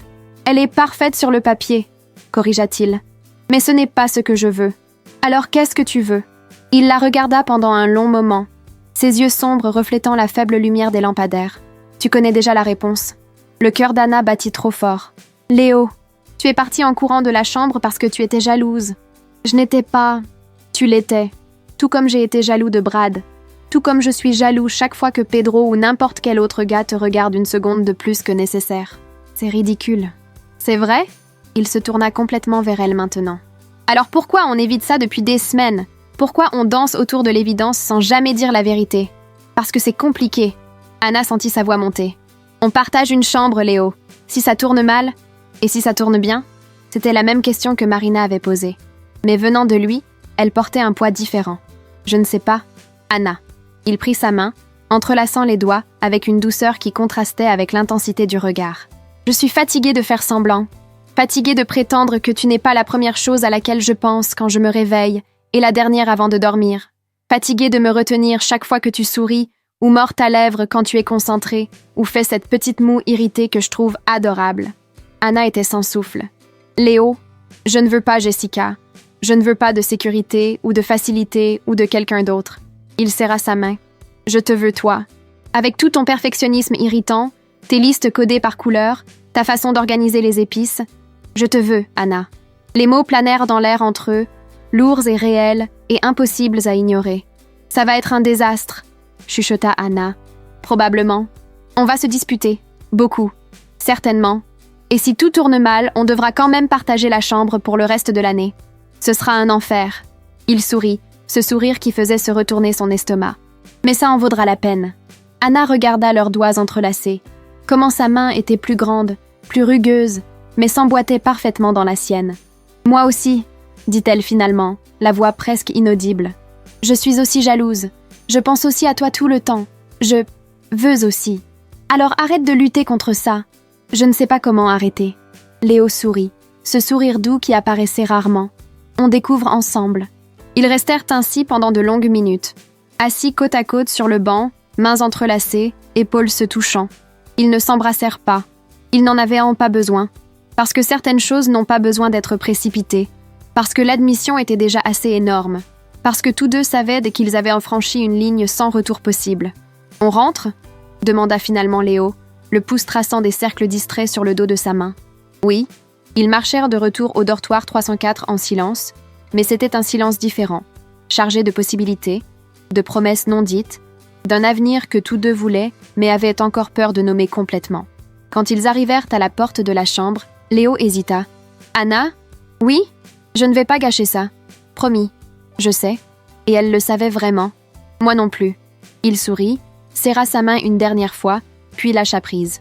Ils entrèrent dans la chambre, chacun allant de son côté. Mais cette nuit-là, avant de dormir, Anna regarda de l'autre côté de la chambre à travers l'obscurité et chuchota « Bonne nuit, Léo. Bonne nuit, princesse. » Et pour la première fois, le surnom sonnait comme ce qu'il était vraiment, de l'affection. Les semaines suivant la confession dans le jardin furent une danse étrange entre ce qui était et ce qui pourrait être. Ils ne s'embrassèrent pas. Ils ne officialisèrent rien. Mais quelque chose de fondamental avait changé. Maintenant, Léo prenait sa main sans réfléchir pendant qu'ils étudiaient. Anna se surprenait à jouer avec ses cheveux quand il était concentré à éditer. Ils échangèrent des regards chargés à travers la salle de classe. Ils partageaient des écouteurs à la bibliothèque, têtes ensemble, doigts entrelacés sous la table. « Vous sortez ensemble ou non ?»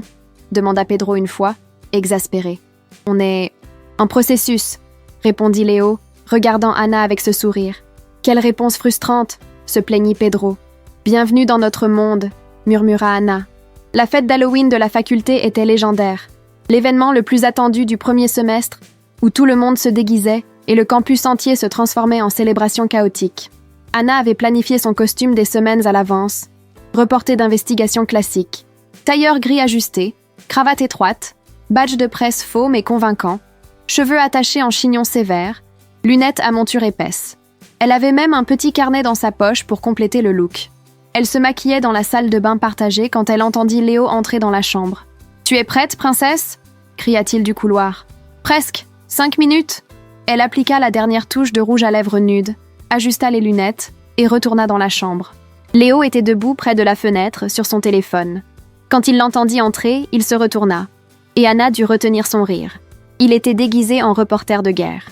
Gilet pare-balles, évidemment faux, fait de carton peint mais étonnamment bien fait, caméra professionnelle vintage pendue au cou, empruntée au département de communication, pantalon cargo avec des poches partout, bottes de randonnée, même une bande rouge, presse, sur le bras, et un casque avec le mot « presse » écrit dessus.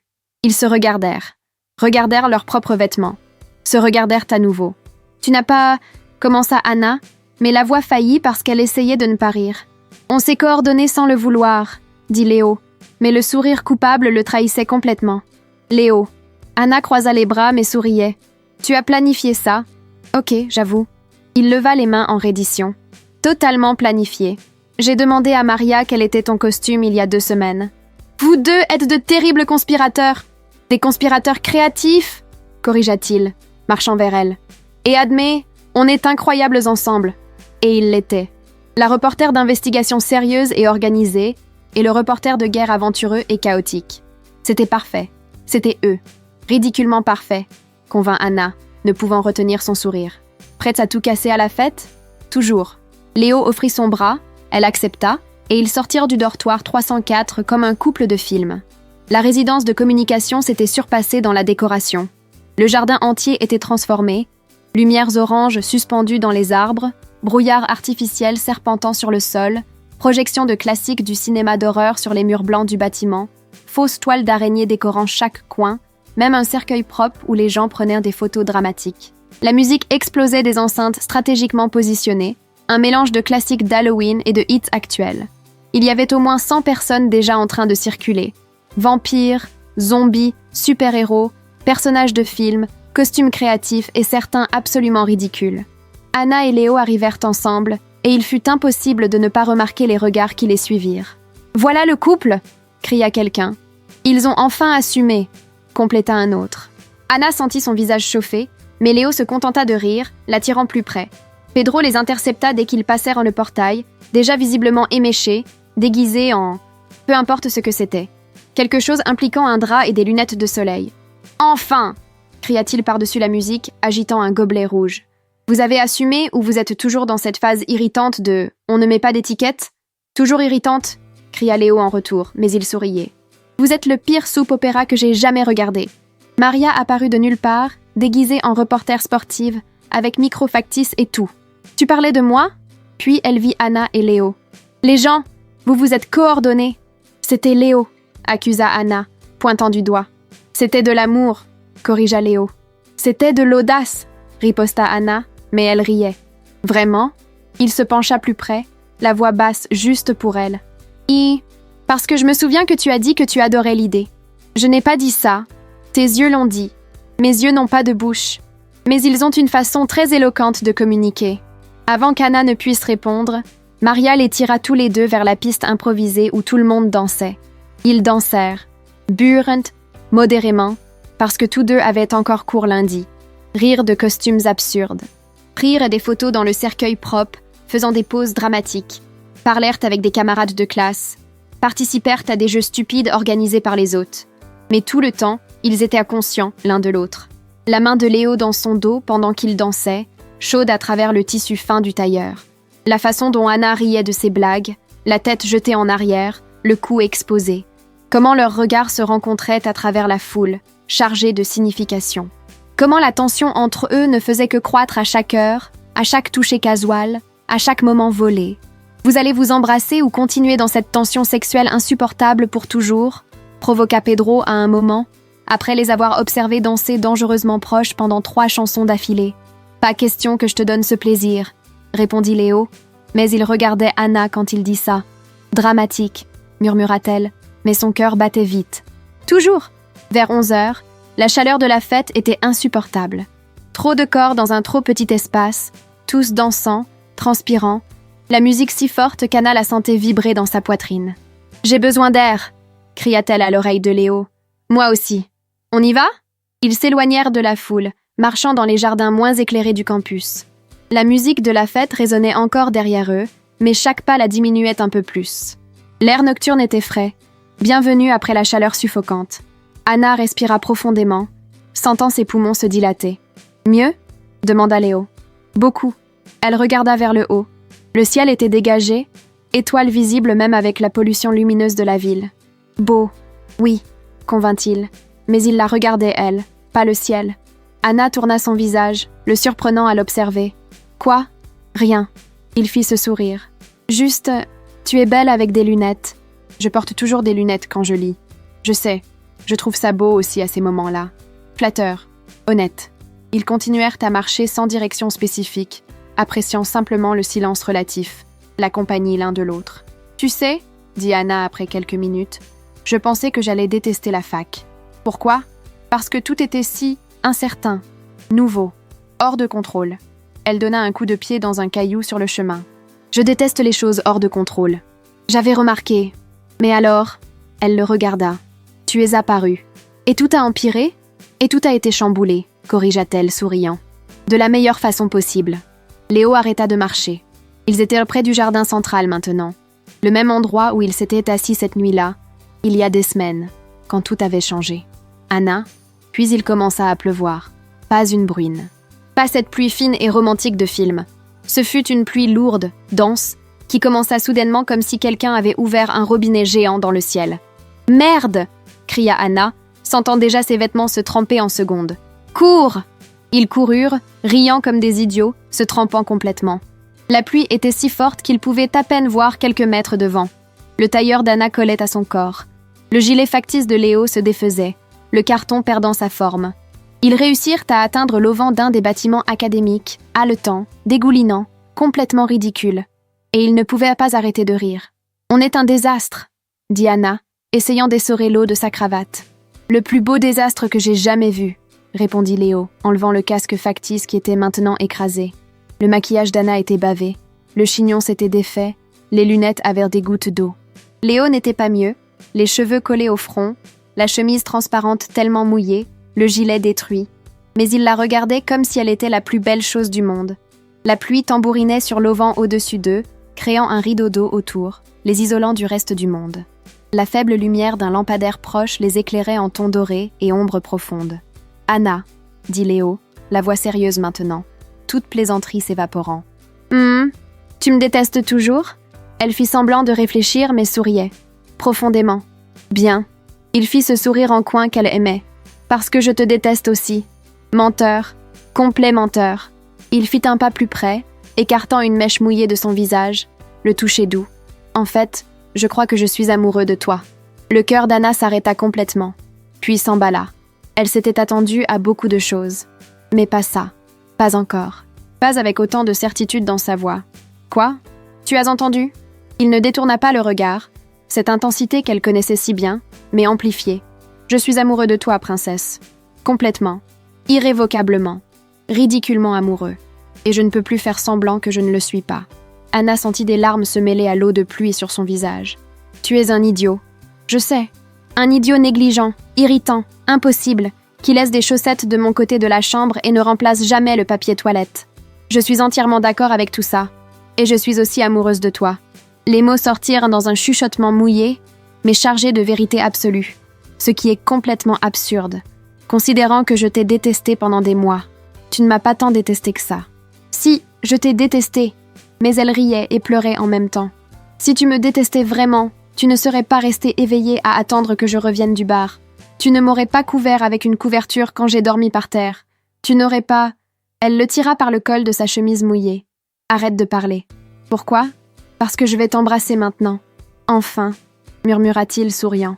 Et alors, elle l'embrassa. Ou il l'embrassa. Peu importait qui avait commencé. Ce qui importait, c'était... Il pleuvait. Ils étaient trempés. Ridicules dans leurs costumes détruits, au milieu du campus désert, et c'était absolument parfait. Ses lèvres étaient chaudes malgré la pluie froide. Le baiser commença doux, presque hésitant, comme si tous deux savouraient le moment qu'ils avaient attendu si longtemps. Mais l'hésitation ne dura que quelques secondes. Puis se devint urgent. Des mois de tension explosant d'un coup. Les mains de Léo allèrent sur son visage, puis dans ses cheveux mouillés, l'attirant plus près. Les mains d'Anna agrippèrent la chemise, puis montèrent vers ses épaules, vers sa nuque, les doigts s'en mêlant dans ses cheveux. C'était mouillé et confus, et parfait. C'était tout ce qu'elle n'avait jamais su qu'elle voulait. C'était la fin d'une ère et le début d'une autre. Quand ils s'écartèrent finalement, tous deux étaient sans souffle. D'énormes sourires sur leurs visages, complètement trempés et complètement heureux. « Waouh !» murmura Léo, le front contre le sien. « Oui !» convint Anna, parce qu'un vocabulaire plus élaboré avait abandonné son cerveau. « C'était bien mieux que ce que j'avais imaginé. » « Tu avais imaginé ? Peut-être ? Quelquefois ? Beaucoup de fois. » Il rit, ce son chaud et authentique qu'elle aimait. « Moi aussi. Et même quand tu me détestais ? Surtout quand je te détestais. » Il l'embrassa à nouveau, plus doux cette fois, savourant. Haine et amour sont effroyablement similaires, j'ai découvert. Ils le sont vraiment. Un autre baiser, et Anna pensa qu'elle pourrait rester là pour toujours, sous l'auvent, avec la pluie créant un monde juste pour eux. « Tu penses toujours que ce sera un désastre ?» demanda-t-il finalement. « Le plus grand désastre de ma vie, » répondit-elle sans hésiter. « Et ça en vaut la peine ?» Anna le regarda, vraiment regarda. Les cheveux ébouriffés par la pluie, les yeux brillants de bonheur, le sourire qui était juste pour elle maintenant. Absolument. Il la tira pour un autre baiser, et Anna pensa « Oui, définitivement ça en valait la peine. Tout le chaos, tout le désordre, Toute l'imprévisibilité. Ça en valait la peine pour ça, pour lui, pour eux. Ils revinrent au dortoir 304 bien après minuit, trempés jusqu'aux os, laissant une traînée d'eau dans le couloir, riant doucement pour ne pas réveiller les voisins. « On a besoin de prendre une douche », dit Anna quand ils entrèrent dans la chambre. « Je suis gelée. Je peux venir avec toi ?» demanda Léo, ce sourire provocateur de retour. « N'y pense même pas. Ça valait le coup d'essayer. » Elle leva les yeux au ciel, mais souriait en prenant des vêtements secs. Quand elle revint de la douche, chaude et bénie, Léo était assis sur son lit, toujours mouillé, regardant son téléphone, mais clairement juste en train d'attendre. « Pourquoi tu n'es pas allé prendre ta douche ?» demanda-t-elle. « J'attendais que tu reviennes. » Il posa le téléphone, cette vulnérabilité réapparaissant. « Je voulais m'assurer que tu n'allais pas changer d'avis pendant la douche. » Changer d'avis sur quoi? Sur ça. Nous. Sur m'avoir embrassé sous la pluie comme un personnage de telenovela mexicaine. Anna s'assit à côté de lui, assez près que leurs épaules se touchaient. « Je ne vais pas changer d'avis, » dit-elle avec conviction. « Quand je prends une décision, je m'engage. Et j'ai décidé de toi, Léo. Totalement. » Le sourire qui se forma sur son visage fut radieux. Bon à savoir.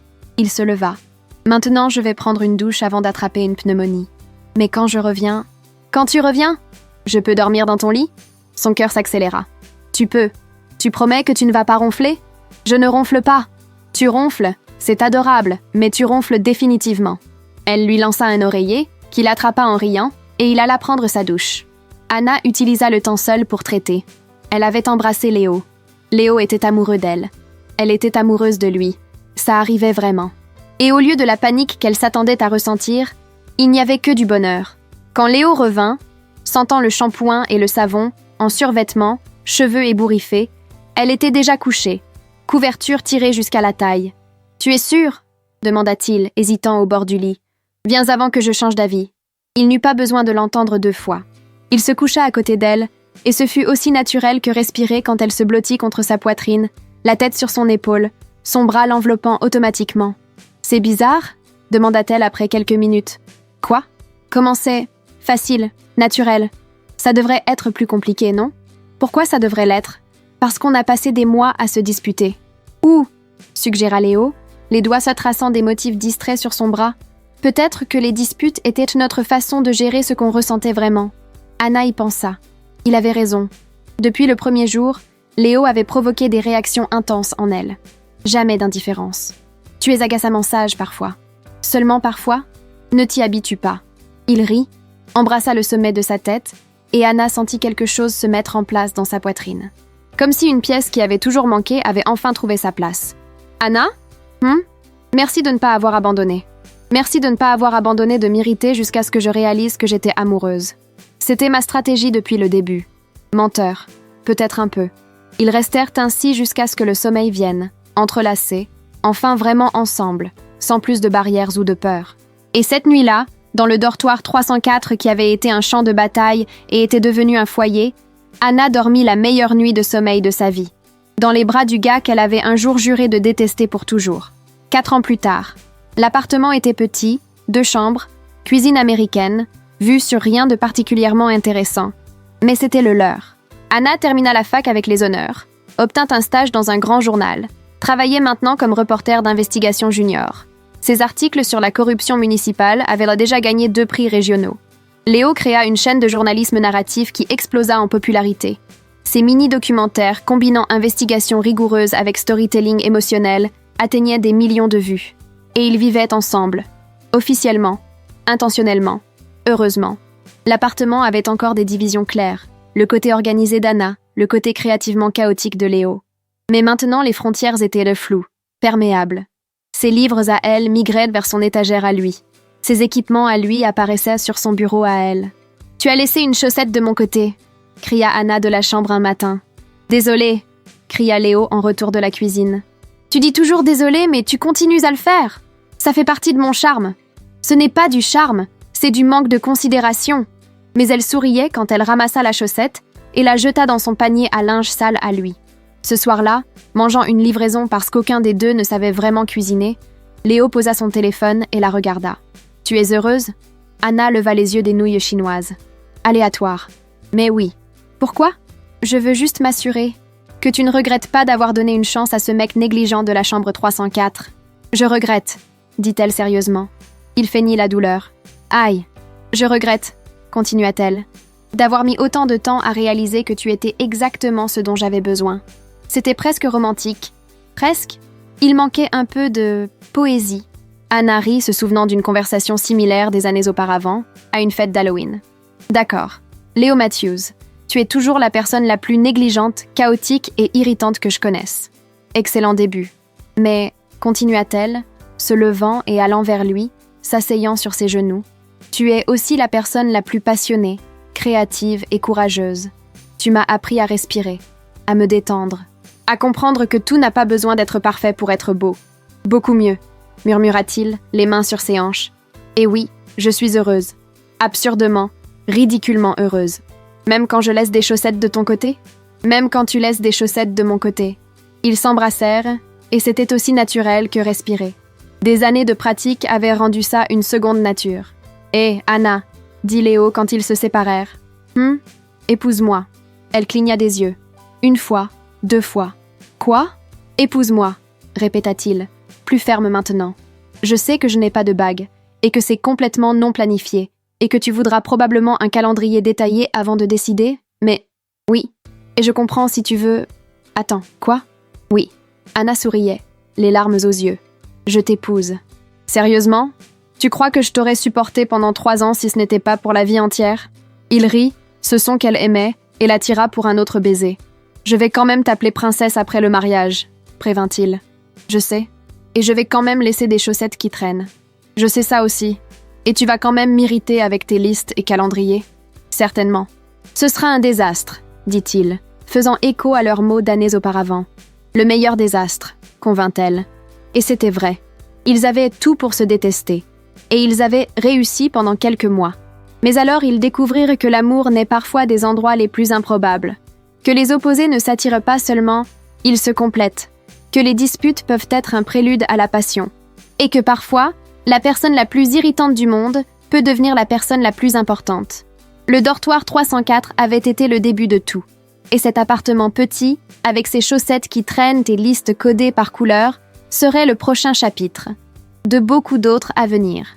Et alors, les gens, qu'avez-vous pensé de cette histoire ?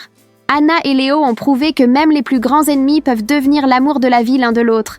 Si vous avez aimé cette histoire, mettez un like sur la vidéo et abonnez-vous à la chaîne pour ne pas manquer d'autres histoires incroyables comme celle-ci. Activez la cloche des notifications. Et dites-moi ici dans les commentaires, d'où regardez-vous cette vidéo ? Commentez votre ville ou pays. Partagez cette vidéo avec Seti. Ami qui déteste aussi son colocataire. Peut-être que c'est l'amour de sa vie aussi ? Merci d'avoir regardé, et à la prochaine histoire.